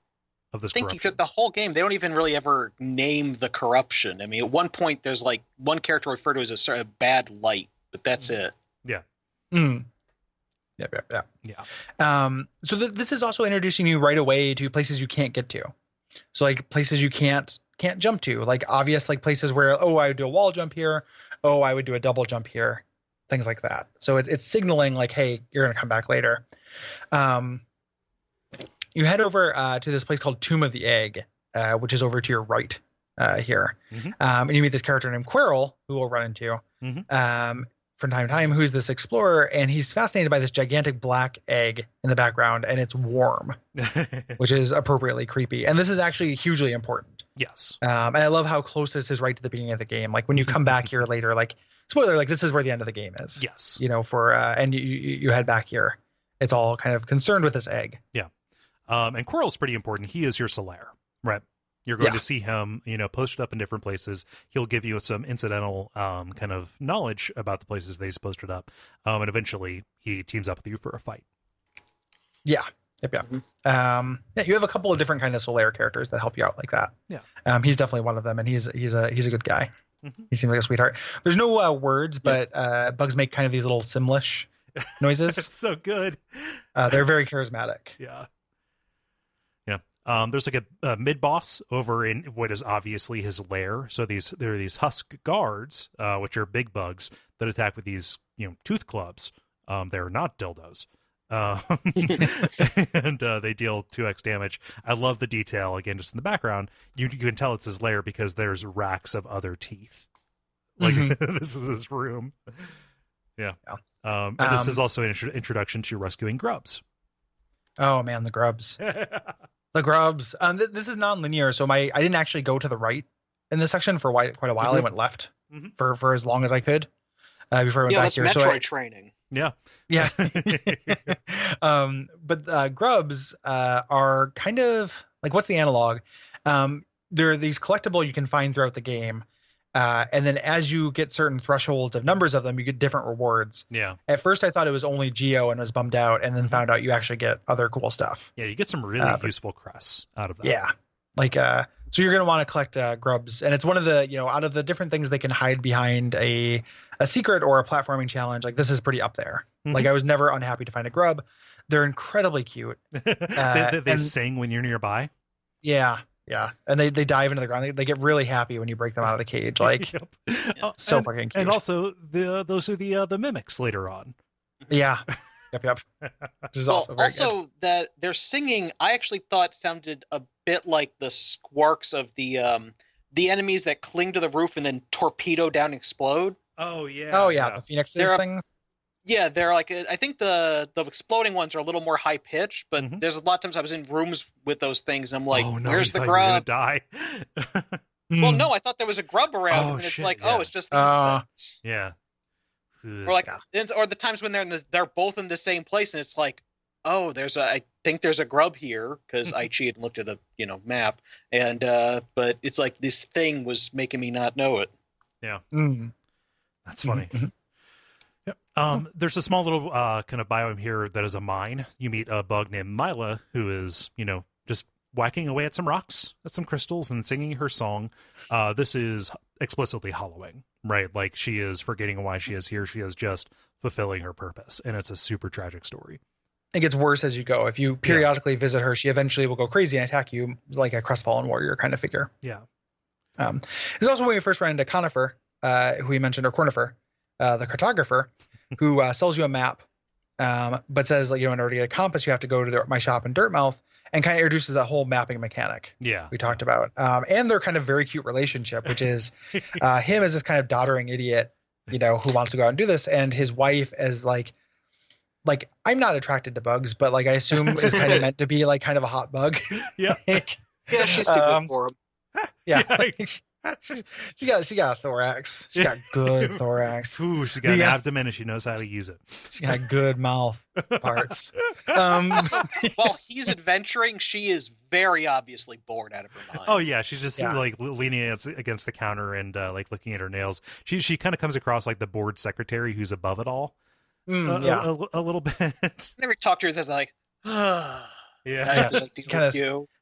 If you were like the pool boy kind of thing, I just kept thinking this was like the setup for a 70s style like Hollow Knight porn, like the lonely map keeper's wife, and and this is her attitude when you are like literally the only possible customer she has. Right.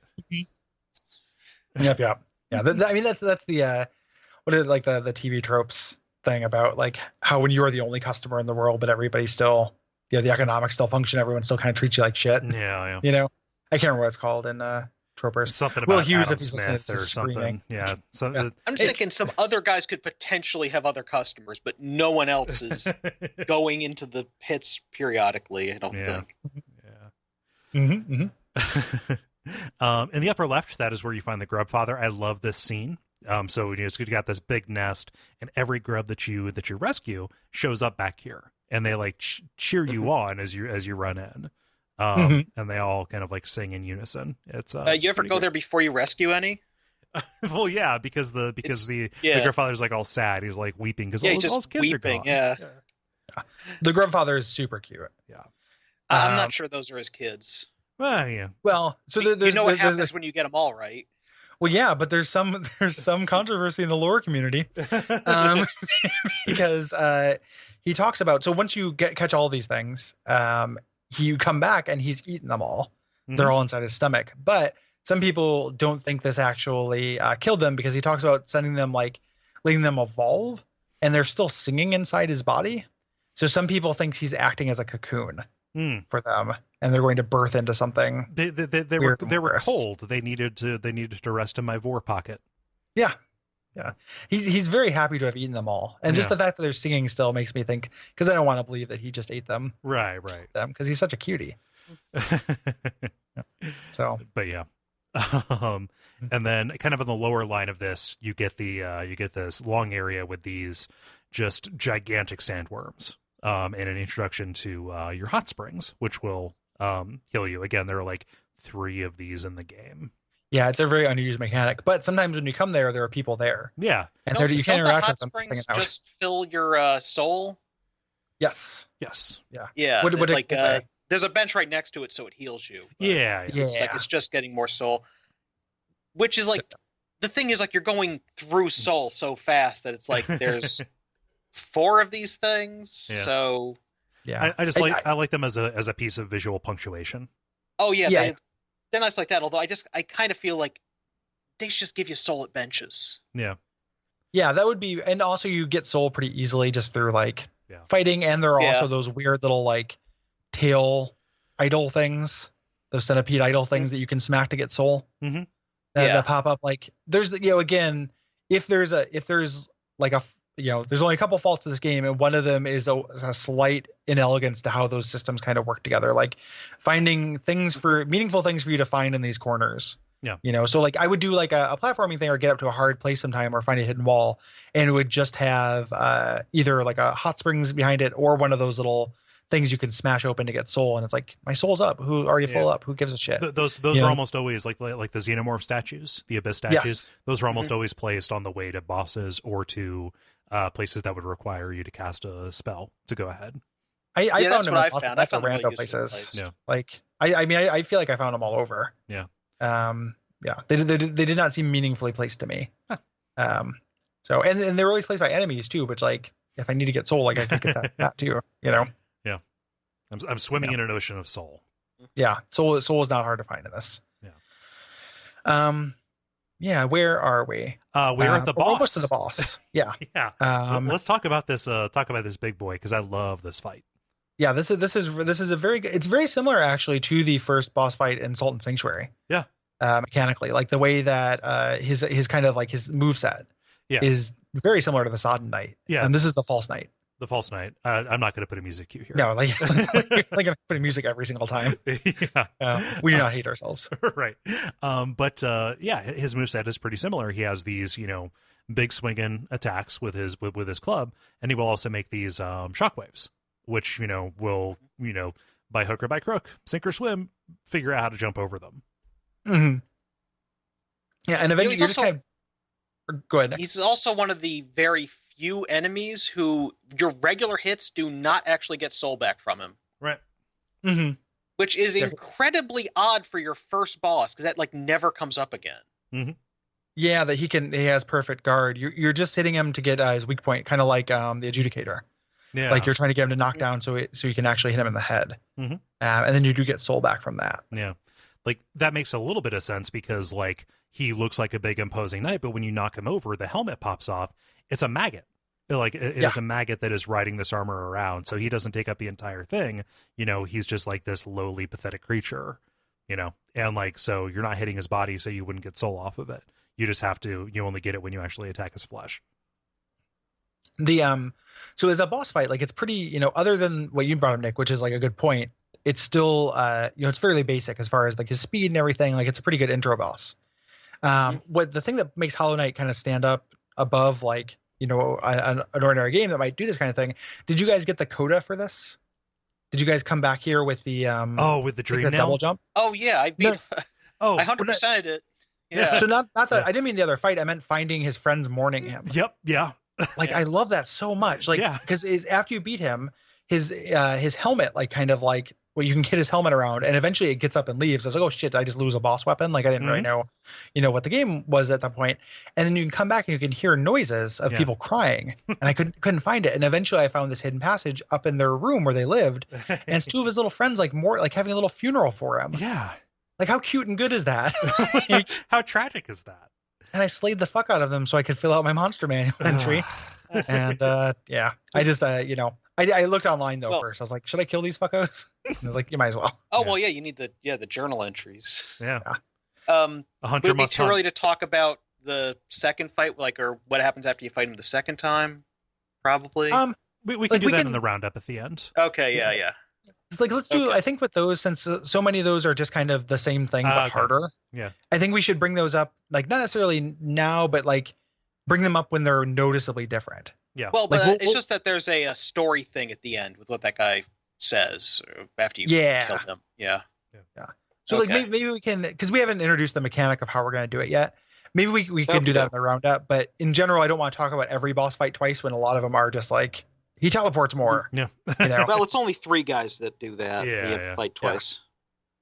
Well, I guess 4 if you count Hornet. But... And I do. I wasn't counting in that, but we'll get to that when we talk about. There is a way to come back and fight this guy twice and get kind of more story material, which we'll talk about a little bit later. Yep. The thing you get here is the city crust. Yeah, and this will get you into the City of Tears, which is an area that will probably round out this episode. Yes. Yep. And also an area you had no way of getting to, be like, even at this point in the game, you're way far away from needing that crest. Yeah. That's true. It's kind of an advanced zone. Yeah. Mm-hmm. So we're not going to head there yet. We're going to head over to the Ancestral Mound. Yes. Which is like a sub area. So you walk into it. It's not like on the world map itself. And this is a place that's behind a huge spired door. And you are you're kind of attacked by this snail shaman who casts a spell for you, Vengeful Spirit.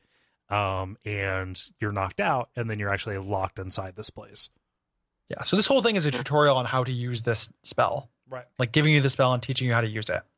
Also, the snail shaman says that they're helping you out. Yep. It's like, I got a favor to do for you. Yeah.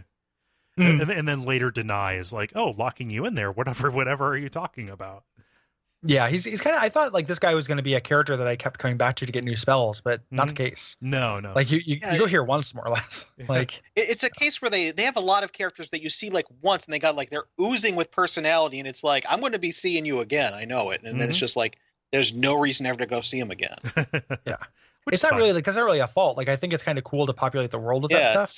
It just really subverted my expectations. It's a little you know? misleading. Yeah. Yeah, Is the thing. Yeah, it's nice, but yeah. Yeah, you find other snail shaman, like you find other snails, but most of them are dead or crazy. yeah. But this place, you know, the reason why you have this why you have this projectile is because it's full of these roly-poly bugs, right? And you have to, you know, make sure that you either attack them from a distance or, you know, really, really tap in rhythm, because when you attack them on a roll, they'll bounce back and then roll at you again right away. And the larger versions are only vulnerable, you know, at a distance. If you get close enough to attack at melee, they armor up. Yeah, yeah. And this is all training for the mini boss that you have to use your weapon on. Your new weapon, your Vengeful Spirit spell, which is essentially a magic missile. That when you get close to it will kind of close up, and you have to use this thing to kind of hit it from afar. Yeah. Yeah. And that's really it. You get out of there, you get that spell, you get the Soul Catcher charm, which is a charm you can equip. I did not have room for it at this point, but it gets you more soul per hit. Yeah. So it's worth noting that like firing the Vengeful Spirit uses up a potential heal, you know, and you have to recover that, you know, in the middle of a boss fight sometimes, you know, by landing some attacks. So sometimes it is a choice between using that energy to heal or using that energy to get in a hit. Yeah, mana is the same resource for everything. Heal. Oh yeah. Like especially in boss fights, it's like other magic is just there's almost never a reason to use it when the heal is so essential for bosses. I started that way and didn't end up that way actually, because I started thinking in terms of like I'm hitting this boss a lot of time when I'm full up on soul. Like these are hits that I'm using that I may as well get in a magic missile because I'm going to fill it back up. So I ended up using this. In cases where I'm doing that well, I'll use it. But yeah, it's like most of the time, you know, a lot of the bosses are very hard. I'm low on health. It always, you know, goes to healing then. Yeah. I always kept a heal around, but I guess depending on how well I was doing, but I ended up using more magic more than I thought I would. Not so much the magic missile, but the area effect spell. Like anytime something was above me, like firing that off made a big difference. Like the Soul Master, the boss, the first big caster boss. Yeah. I wouldn't have beat him without using magic missiles on him. Yeah. Like I had a really hard time with that boss, and I think the only thing that gave me an edge was like getting in every little bit of damage I could. There, which in like retrospect doesn't seem like that hard of a boss, but at the time I had a really hard time with it. Yeah, it's got a good. He's even hard on the replay. Yeah. I mean, I believe it. Like the bosses in this are generally like hard, but not bullshit hard. They're no like, joke. No joke, but also no, you know, the nothing that feels, you know, unfair. Like everything is. There's no tree of men. Yeah. Yeah, exactly. Like there's no instant death bullshit kind of stuff, and there's no nothing that just feels hateful. I think the bosses in general, like I wish I had a little bit less HP. Yep. Like I had to fight the second time you fight Hornet for literally forever. Yep. Like I felt like I did it for years. Like I'm still doing it now. Yeah, I'm still doing it now. That fight lasts forever. You have to just kind of play perfectly for, you know, what feels like 20 minutes. So when you die, it's very, very demoralizing. In that case, I felt like it was mostly that she does a lot of stuff that distracts you from attacking her. Yeah, it's really hard to get in hits. Yeah. But it's just like they could have rebalanced her with that in mind, you know. It's also the fact that was the first time that I mean, we're getting way ahead of ourselves, but that was the first time the lack of fast travel like really frustrated me, because I had the ability to go upgrade my nail and I was like, I have to walk all the way across this fucking map, and I'm like right at the boss fight. Oh, yeah. Like, do I really want to go take this, like do this, you know, 15-minute, 20-minute chore to like have a better chance at this? Like I should just be able to zip over there. Yeah. And it was very frustrating. So I ended up just kind of obstinately like putting my head down and getting through it. But so it made it harder for myself, but also they should have made it easier to get around. Yeah. So you head back to the Forgotten Crossroads. If you head to your kind of the far right from here, there's a boss called the Gruz Mother. Who's this kind of like giant mosquito lady. Yeah. Who bounces from floor to ceiling. Very simple patterns. Yes. Once you kill her, she explodes into baby mosquitoes. Yeah. Firmly like a mini boss. Like she is just gating your progress. to your shopkeeper and also to the person who's going to sell you charms once you get the ability to get up there. Yep. The next main area that you're going to go to is called Green Path. I mistakenly called Forgotten Crossroads Green Hill Zone. This is Green Hill Zone. Well, it's green and it has hills. It's green, yeah. It's less Green Hill Zone that it's not the introductory level. Oh, for sure. But yeah. So this is at the far left of the crossroads. You need to have gotten the Vengeful Spirit for this, because the road is guarded by one of those armadillo bugs that you need to have projectiles to kill. Yeah, and this is I think that's the only time that the magic missile is used as a gate. Yes. Kind of weirdly, like it could be used often, but I might say the going up to King's Pass again. To get out to that area, you have to go through a couple of those guys. So it's gotcha. one more spot where you need to have it. Yeah. It's rare, at the very least. Before we get too far into talking about this area, how beautiful and how refreshing is it that this game is not afraid to be beautiful and colorful? Like, I was like, oh, this whole thing's going to be all drab kind of grays and purples and stuff. Yeah. And then you go here and it is so gorgeous. Like, it is like the quality of color is it's usually like that kind of ultra intense color feels really computery to me. Like it feels a little bit too much like badly like digital color comics, Joe Madureira drew this and it's like this, but it really works because of the contrast. Like it's like the one place in this world that feels this alive and this like colorful. It's awesome. Like it's just very, and the music here is really good as well. This is an aesthetic triumph. Green Path, I think. And it shows, okay, so they're going to do new biomes, which is amazing. Nothing here feels tiled. Like they're reusing assets because it's a video game, they have to. But everything feels so handcrafted, lovingly. Yeah.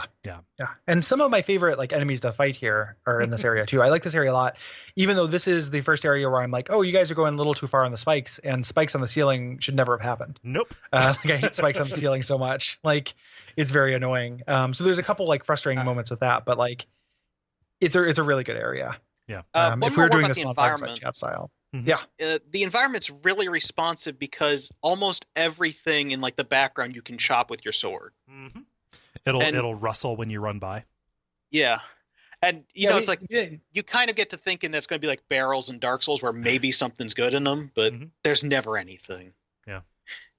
Well, there are things in the background that you can just chop down for funzos, but there are things in the foreground as well that you can bounce off of. And it's just this weird little detail that just makes traversal a little bit more fun.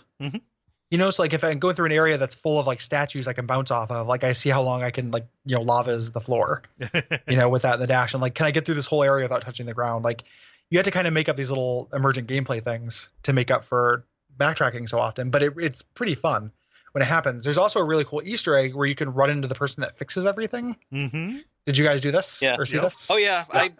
I'm a completionist on the Hunter's Journal. I killed that guy. Yeah. I love that there's somebody walking around fixing all the garbage you break. Like that's very cute and funny. I ended up letting him go. Like he tries to get away, and I ended up letting him go. Oh yeah. One way or another, like either on accident or just my subconscious knew that it was the right thing. It's like it's just a bit of ecology that explains why anything is still functional down there. Because like apparently there's the murder zombies and there's the fix things zombies. Yeah. Yeah. So that kind of extra detail that's added to this ends up being a little bit it serves a gameplay function, right? Because there are piranha traps hidden. You have enemies that are bugs that have surrounded themselves with moss and with bushes, and those blend in against the platforms as well. Like, that lushness doesn't get in the way. It serves a purpose. Yeah. It's really tops. Yeah. There's a gimmick in this area, which isn't repeated elsewhere, where you have these blocks that are suspended by vines, which you can drop on enemies, and more often than not are used to create platforms, to get back up one-way drops. Yeah. Yeah. And so we're going to go find our cartographer here, which, is kind of part of the rhythm of this. One of the things you find really early on is a character called the Hunter, who gives you your bestiary. He gives you an item, your Hunter's Journal, which gives you, once you kill an enemy, you get a little information. If you kill enough of them, you get a little bit extra information. Mhm. I did not fill this out. No. But it was always nice to see, like, I've killed a lot of these things, like a little check mark, little scratchy noise happened. Yeah, I think there's like almost 200 entries or something. Yeah. Maybe I'm way and off. A lot of them are rare. I actually did finish it off, and it's not really, it doesn't affect anything else in the game, so I'm going to spoil it. You think you're going to have a showdown with the hunter because like the floor drops out, you fall into this arena, and then the hunter is like, all you see of the hunter before is like these eyes that are coming out of a cave, and you see that the hunter has this giant black body and he's wearing the cave on top like it's a big hat. And he like looks like he's going to get into a real big fight with you, and then he just hands you like, here's the hunter's mark. It's just a little mark that goes in your journal. It does nothing for you. And then he's like, yeah, nice working with you. Bye. I really respect you. You've done some good stuff here. Yeah. That's fantastic. Yeah.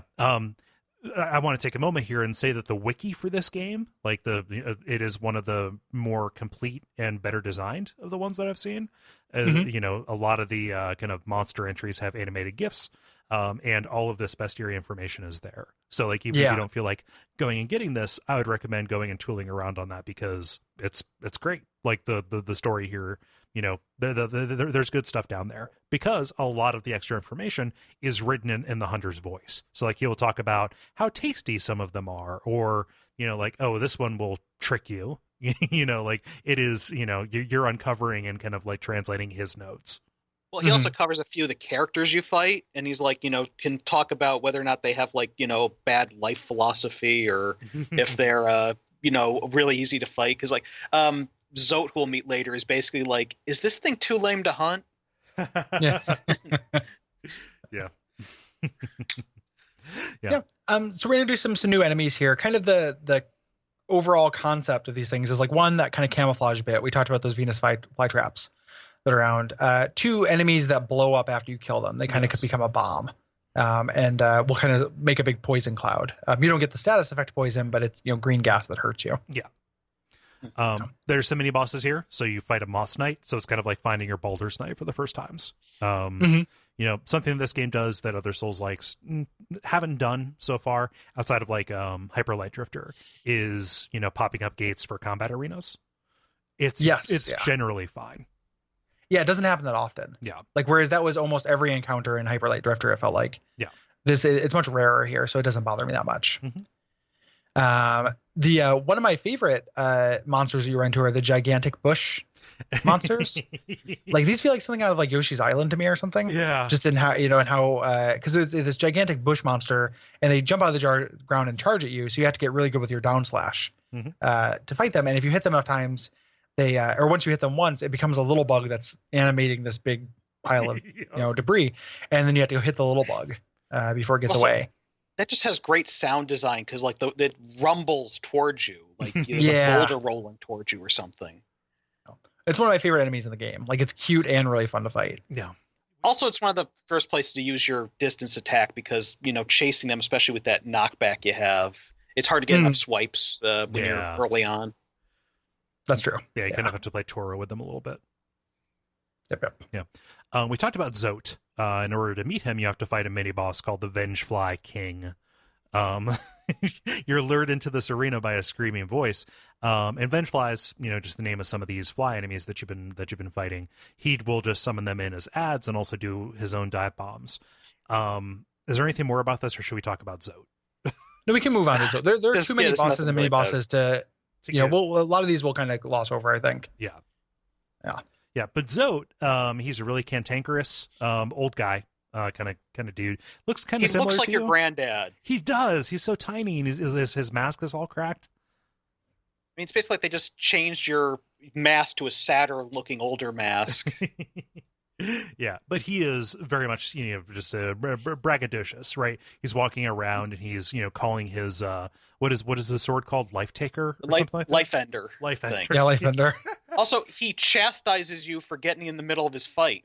Yep. Even though he was like, I had that thing right where I wanted it. And, he was in its mouth when you meet him. Yeah. And then, he's just collapsed on the ground. So he doesn't help or anything. Yeah. He's a comedy character, right? So like every time he pops up. Like it's not, he doesn't have any functionality similar to Patches, but he has the same kind of like role as far as like consistent comedic relief. Yeah. In the game. His voiceover, as it were, is really nice. It's all grumbly, like he's going to pop up every once in a while. There's not an awful lot of movement with his story, but the way it ends is one of my favorite things in this game. It's really hilarious and good. Yeah. Like it's very funny. Zote's great. Yeah. There might be there was a stretch goal for a DLC with Zote that they didn't make the stretch goal, but they also didn't say they wouldn't do it. So it's possible there is a Zote DLC coming, which would be awesome. Yeah. I can't wait if there is. The first what is mandatory to be the second like actual full boss fight you fight in this game is this character named Hornet, who's very important. Yeah. And this is a real difficulty spike. Oh yeah. I think a lot of people who might bounce off this game because it's hard. This is where it's going to happen. It's not the hardest boss in the game, but it has to be your second fight, and it's very hard, I think. And also, you've been kind of chasing her all through Green Path because walk into an area, she'll notice you, and then just leap away. Yes. Yeah. Yep. She is incredibly fast, which is the biggest the biggest thing that makes her harder than what we've seen so far. And we should talk also, about she's a little bug like you though. Yeah. So she's not like these giant she's not monsters. a Hornet. Right. She's a little bug like you, so it's a duel, it's a duel fight, and she's not a Hornet. She kind of has some like spidery, silky kind of powers, and then it ends up making sense with her origin, which we find out later. Yeah. Also, where you have a nail, she has a needle with has an eye in it that she has threads attached to. Yeah. So it's used like a grappling hook sometimes. Guys, I thought for sure I was going to get that grappling hook, man. Me too. I was like, we're going to beat her and get that grappling hook. Still my heart. Give me that campaign. She is definitely coming. She's the stretch goal they made for the extra character. So that will be really awesome. Guys, Hornet is so good. Like, spoilers, she's kind of a secondary protagonist. You don't play as her, but she is a huge mover and shaker in this world and in this story. She's so good. Like, even her visual design, it's feminine without being overly sexualized. It's weird to say that about a bug. You know what I mean? Like, she's a bug. I know what you mean, but it's very like, I hate the state of video games that you have to say that. Right. Like, I'm not laughing at you. I'm laughing at how stupid this hobby is. Like why anybody does this.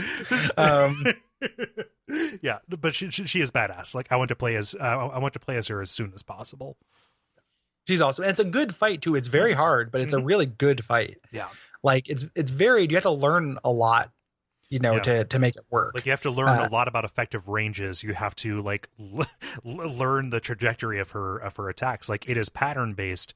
And like spatially. The timing of her putting it out and pulling it back in. Yeah. And the thing that always gets me with her, and it was a bigger problem in the second fight with her, which we'll talk about, which was my biggest stumbling block in the game, is her area of effect, where she kind of throws her thread out in all directions. Yeah. I had a really hard time. That has a very similar tell to her diagonal dive bomb, as far as the sound she makes. And it's not exactly the same, but it's very similar. And so the way you respond is very different to those two things. And getting those two things mixed up was the cause of my Hornet deaths. This first time, I only died a few times. The second time is probably 12 or 13 times. I died a lot to the second Hornet. Yeah, the second Hornet fight was a night for me. Yeah, I felt like I was sequence breaking. I'm like, there's no way I'm supposed to be here yet. Yeah. Which could have been true. There were other optional. I hadn't even done Crystal Peak at that point, I don't think. Yeah, that's very open portion of the game. So yeah, you could really do that early. Yeah. Kind of the story purpose that she is serving here is, she is disgusted by you. She knows what your quest is. She has more information about what you are and what you're here to do than you do at this point. Well, also, when you walk into the arena with her, it appears that she just killed something just like you. Yeah. Yeah. So that's her point, or her purpose in the narrative. She's testing. Hollow Knights, these vessels, or I can't remember the word for it. Vessel is the vessels. Testing these different vessels. And she tests you, and you beat her, and it's very and then heads off on her own. But that you're going to see her again. Yeah. And when she leaves the Mothwing cloak, which allows you to do a dash. Yeah. Either in the ground or in the air. And it feels very good. It is a good movement upgrade, and one that I don't know that I've seen done an awful lot. This mid-air dash. I mean, it definitely comes up. It's like it's really satisfying when it comes up in Salt too. Mhm. You know, it's a fun thing. Like an air dash is really good. Yeah, I guess I forgot about it in Salt. Forget me. Yeah, but Yeah. don't be You fooled forget by all Dark Salt. Souls. You don't get iframes. Yeah. Yeah, you have to earn your iframes. You pay for everything in Hollow Knight. Like, eventually you'll get your iframes. Yeah. Yep. There's a small scene here after you pick this up, like some ghosts appear to you. You know, would it seek to break the seals? They cannot be undone. They must be undone. Let us sleep, little shadow. Return to your darkness. Allow us our peace. So you are, it's very obvious now. You are kind of playing around with these powerful forces. Yeah. And at this point, I had no idea what any of this meant. Right. Like a lot of the story stuff, I ended up going back and reading dialogue and things from the wiki because it's spaced out quite a bit. And the way that this game does environmental storytelling is very different than Dark Souls does, where a lot of times the environmental storytelling is on the micro rather than the macro level. So it's things like you're talking about with like when you're in that boss arena with the knight that has the teeth. It's like, oh, okay, like that's his room, Yeah. That makes sense. That's a cool detail. Or like later with the Mantis Lord, it's like, oh, you find the fourth throne. That's really cool. But it doesn't, like the actual macro plot is not really hinted at very much through background detail like that. Right. Until kind of later in the game. So for most of this game, I kind of like, kind of zoned out on some of this stuff because you don't have the points of context. And It's if you're very easy to miss first pass. Yeah, absolutely. Like, and because you don't know what anything means, like it's like, what does that mean? Unless you're like literally taking notes. So if people who listen to the show or play these games and don't like, I actually think the kind of lore and story in this game, despite the fact that it's kind of derivative, is actually pretty good. Yeah. Hits a good note. If you don't care about that stuff, very well. Yeah. And but it's also delivered very optionally. Like if you don't give a shit, just play it and you're fine. Yeah. Like this game is a super fun game if you totally ignore all that stuff. So don't feel beholden to it, Yeah. And that's a similar thing to Dark Souls as well. Like you can play that game and get a shitload out of it without really understanding what's going on. Totally. And that's a strength of Dark Souls. Yes. The fact that stuff is optional is a strength. And again, very confident. Yep. Confidence, man. There are a couple of optional things here that it makes sense to mention them, even though you cannot get to them just yet. So like the Lake of Un, you can go there. It's a big acid lake off to the left where Quirrell's at. And once you get the ability to swim in acid, you can get a charm that lets you move while healing. Yeah. And Un is just this other ruler who kind of held domain over this place. Also Un's like a slug sort of creature, and you sort of like turn into like a grub when you're moving while healing using that charm. Yep. And you could upgrade it so it actually, like, if you combine it with other stuff, you can turn into a slug, or with like, I think it's like one of the fungal ones makes you grow mushrooms on your back and stuff while you do it. Just cute little animation tricks. Nice. Yeah, the one that makes you spread poison when you heal. Yeah. The mushroom one. Yeah. Again, those like cool synergies. Yeah. There's a little challenge area you can do that's kind of a jumping puzzles with thorns that eventually gets you a charm that allows you to do passive counterattacks. Like when you hit, it hurts the enemy. That turned out to be useful for me as part of my like battle build at this point. Yeah. It's so cheap too. It's like one slot. Yeah. And then you can come back later, so you can learn different nail techniques from these nail masters. And you have to have an ability called the crystal dash in order to get past these long stretches of spikes. So this is like a master samurai guy who teaches you his ability by showing you how to paint. Yeah, which is very cute. The nail techniques I never used. They take too long to charge. I used his one sometimes. It's like you can get a charm that increases your charge speed, but I actually really dislike the other two. I would only use them by accident, and they would mess me up. Oh, yeah. Yeah. Because like there's the one where you hold up and charge, and it makes you spin around, does attacks your front and back horizontally, but doesn't do anything up. And it's like, why am I holding up unless I want to attack up? Yeah. Yep. And the other one that happens when you're dashing, which seems like it would be useful. But the timing never really needed it. Yeah, the timing is fiddly, and like the extra damage I got was not worth the extra fiddliness. Right. Especially when I'm moving, like I'm not often like fighting. Like you had to be a little bit more nimble than that when you're in a boss fight, I felt. So this was a missed opportunity to me, I think, like the different nail techniques. So it would have been cool to have a version of this where like they either like out of the box had less charge time, or you did something other than charge them. Yeah, it was like a Like combo. maybe like a Street Fighter comedy. Yeah. A combo, or Like a or I Hadouken would or really something. appreciate a more interesting upward attack. Something that is. Well, the upward attack too, like overlaps with the area effect spell that you do that goes upwards too. They have a very similar arc, so there's really not a reason to use. I mean, this doesn't take mana, so whether you want to spend time or you want to spend soul, but you hit the same area with them. It's just not my fave. No. So this gives you the ability to go to a new area called the Fungal Wastes. Well, first we run into Salubra. The charm vendor there, which there's not too much more to say about that. I think we already mentioned her, but I like her as a character. Like she's kind of like this saucy big lady. Yep. Yeah. The Fungal Waste, though, this is again showing you we're not afraid to be different. You've seen gray, we've seen green. That was a surprise. What about purple? Hey guys, purple. I like purple. Let's go purple, man. Yeah. It's also the place where they are. If you haven't figured out how to do / bounces, this is where you will have to, more or less. So the kind of gimmicks here are these bouncy mushrooms.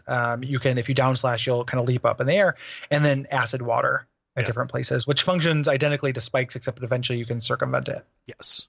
Yeah. And this whole place, like the name would suggest, is full of kind of fungal enemies. So mushrooms of different sizes. The medium ones will scream and run away in a panic. I love that. And also they have these kind of floating gas bag kind of enemies, which are super cute. It looks like cartoons that your friend Pete draws, Gary. Oh yeah like Pete. Hey, it's Pete. Yeah. Of breakfast fame. Yeah. There's a good. When you kill them, they act like balloons. They just make that sound and fly all around. Yep. Stuff. Yeah. Yeah, love those things. There's a vendor near the start next to a bench that is actually just a mushroom that you can sit on. I thought it was a corpse. That might be the case. Yeah, it could be both. Yeah, it's a round bug corpse though. Yeah, that you're sitting on. And that was why I thought this guy was going to be Patches. Oh yeah, well he that looks, seems about right. He looks super shady. I mean, and also his name is Legbiter. Yeah, so bites legs. Eats and legs. Eats legs. Eats legs. Yeah, eats legs. Bites. Well, he doesn't eat the leg without biting them. I may have written his name down wrong. They don't. These are where I talked about that thing where it's the charms that break when you die. Yeah. So these are very useful. They don't initially seem useful, but these are great actually.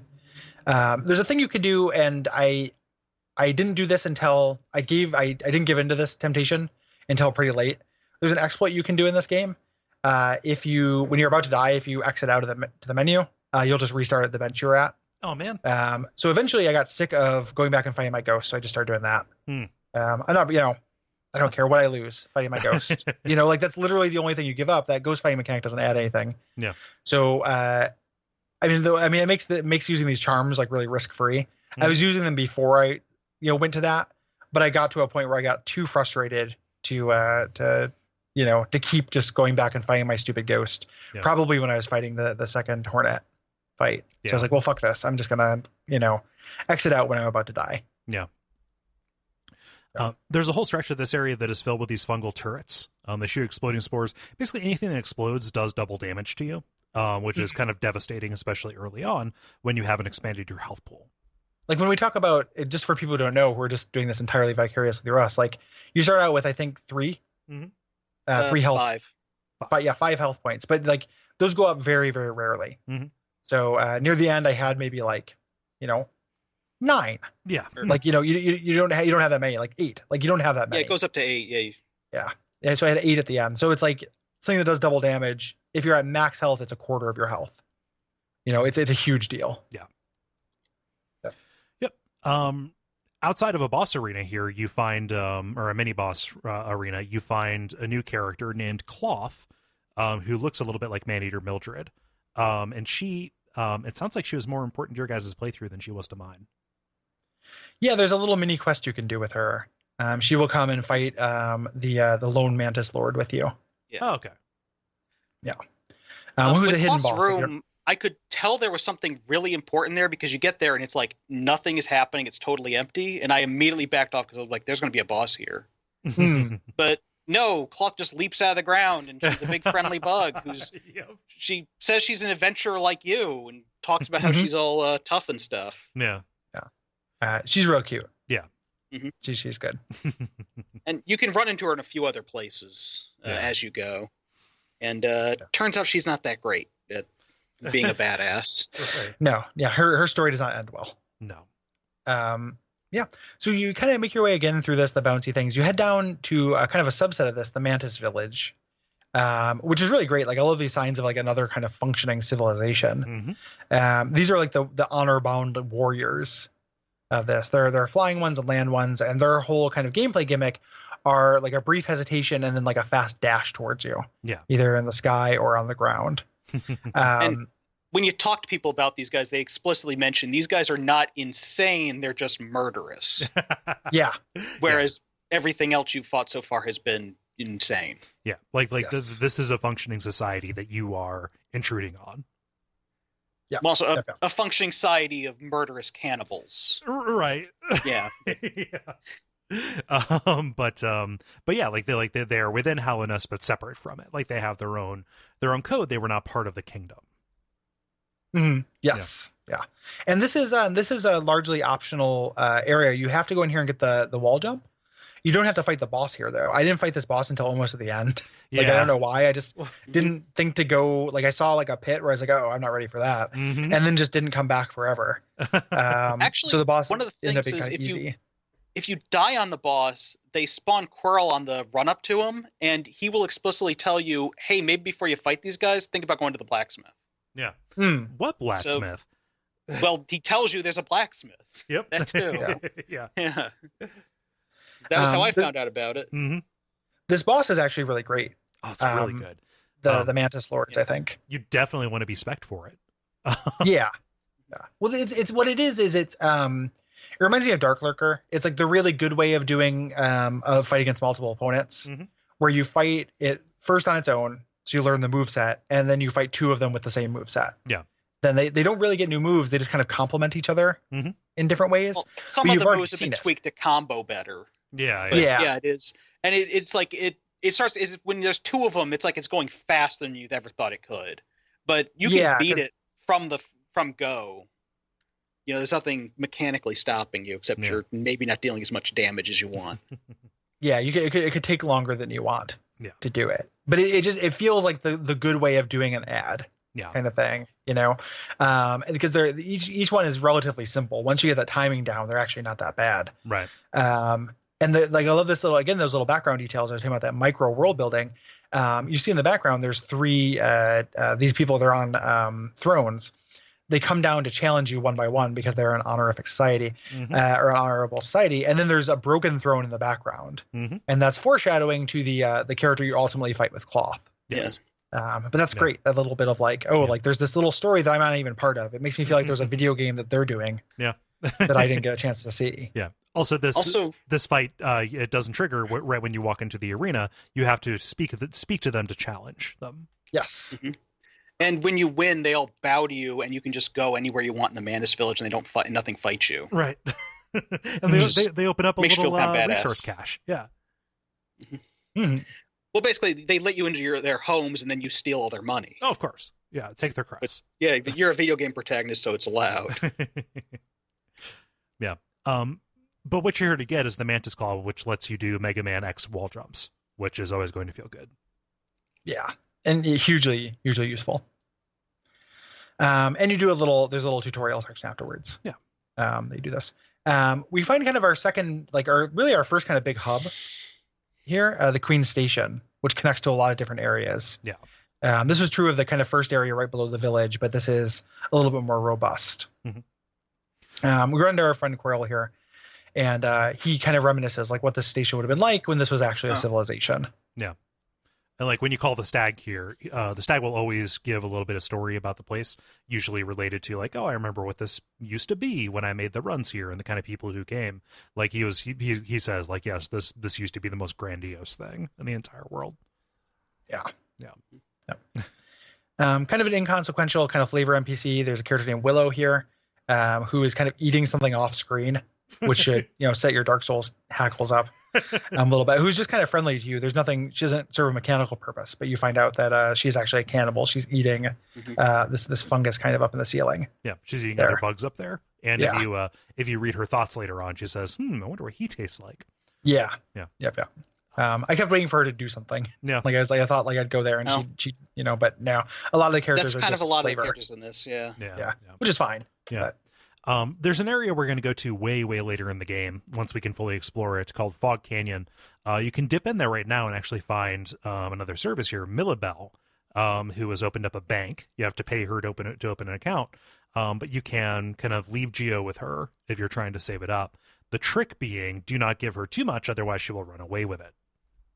And did you do the ending of that? Did you see the ending of that goal? No, I did not. I didn't want her to run away with my Geo. Well, the thing was, I had so much money, I just kept throwing at her to see if anything would happen. Mm-hmm. So I was interested in exploring that. Yeah, well, I didn't realize she was a crook. Like it actually got me. But what I wanted her to do was open up a bank in Dirtmouth. Yes. I was like, what? Be in a more convenient area. God damn it! Like this isn't that inconvenient from Queen Station, but like go where I can do something else too. It's one location in this giant map. Yeah, it would be the only point of interest here. Yeah. So I gave her all the money. What ends up happening is she runs off. You find her in a hidden hot springs, kind of living it up on your cash, and she gets obsequious and she says like, oh, don't. I'm really sorry about that. And you can hit her. She retreats into her shell and explodes into money. And you get, if you keep doing it, you can get double the amount of money you put in. So it ends up actually being like kind of a big reward. It's just a really long con. And you just beat the crap out of her. Like I just bounced on her and just money spilled out, and it took forever because I had filled her up to max. Yeah, but by that point in the game, I didn't even need money. So yeah. it was I just didn't like, have fun, live it up. It was the principle of the matter. Go to Bug Vegas. She had to go. Yeah. So the next place that we need to go is actually the City of Tears, which we can get to now thanks to the Mantis Claw letting us do these wall jumps, and also the air dash and the city crest. So there is a bridge that we can actually activate from the fungal waste that takes us into the City of Tears, which is kind of like the Anor Londo of this place a little bit. It's the gigantic city that once housed the leadership of this civilization. Mm. Oh. And this is a huge area, actually. Yeah. There's lots of little kind of subsets of this zone. And this is another aesthetically really kind of a resting place. Yeah. This is raining. Yeah. All the time. It has that feeling and kind of the sound palette and everything of rain. Like, I really love it. Really, really complicated. There are a lot of sub areas we're going to talk about later. And that's probably, because you can't get to them now. Right. For now, we head down. We run into Quirrell again, who's kind of been our most continuous companion here, and tells us that the capital city is actually below this. Mm-hmm. And this whole place that we're in now is guarded by these husks that are just going through the motions. Again, kind of hollows. Yeah. He also explains that the rain is like from a big lake up above, and you're actually underground still. Yeah. So it's just leaking. Yeah. These husks that are going about their business, they are not guards, most of them anyway. They're not miners. Like, they're the nobles, and like they will behave like they would have, way back when. The ones that are dressed the most opulently will run away. Mm. Yeah. And you still hunt them down and make them die. Oh, of course. Because he filled that journal. Yeah, got to sell that journal. Yeah. And no war but class war.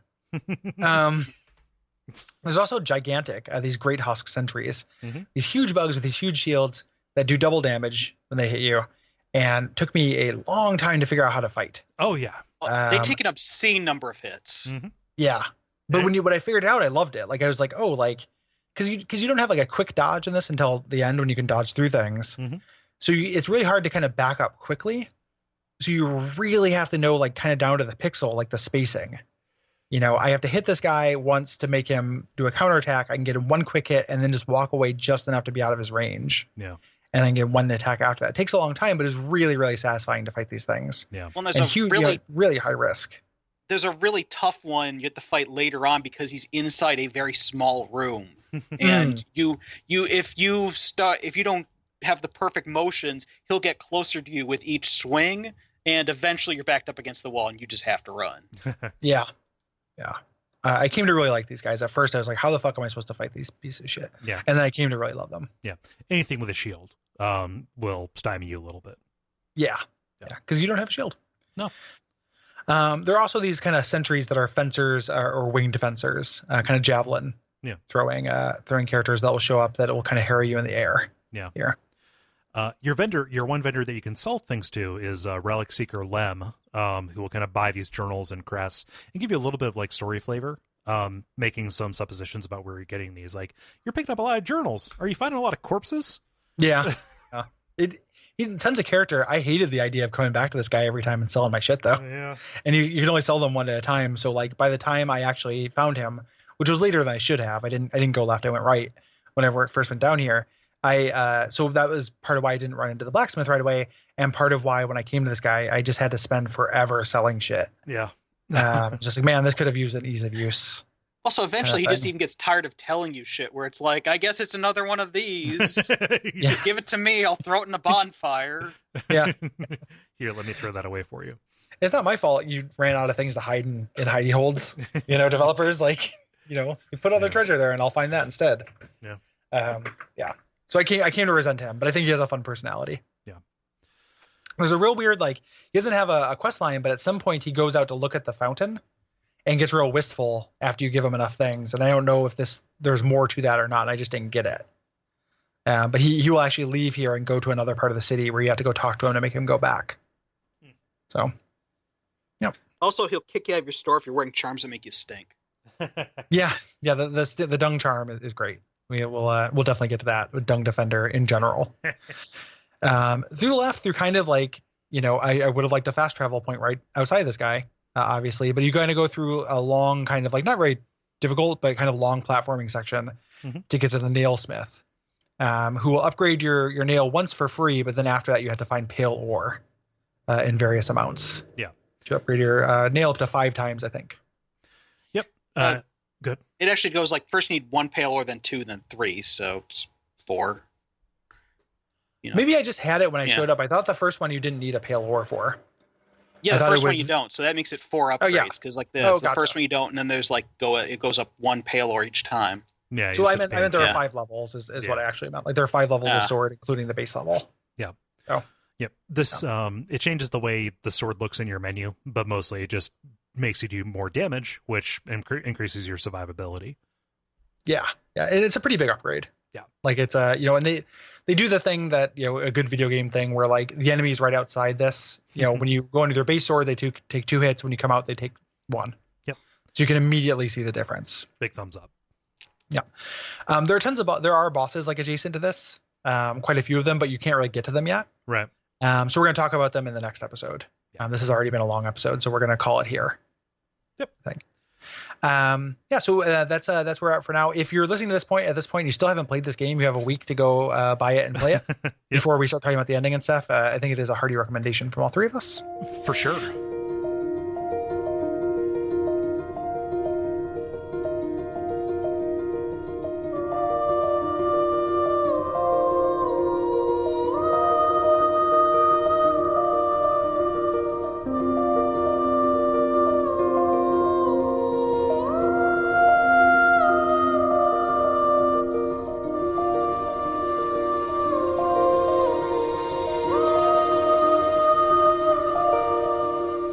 So, Nick, before we, and we're going to keep recording after this too. We're doing this little song and dance for people to listen. Nick, where can people find you online? LatchyKingdom.com is the best place to see all my comics and stuff. Also, I guess that's a Psych with a 5 on Twitter. That's where I announce things. You can see, look at my commission stuff. So, yep. You're on our Slack channel. If people are listening to this on our Slack and want to talk to you. Yeah, you if can people want to see over- me barely talk about politics, that would be where. And in like less than a year, you will see Nick's work in Atomic. Yeah. When that comes out. So yeah. Where can people find us, Cole?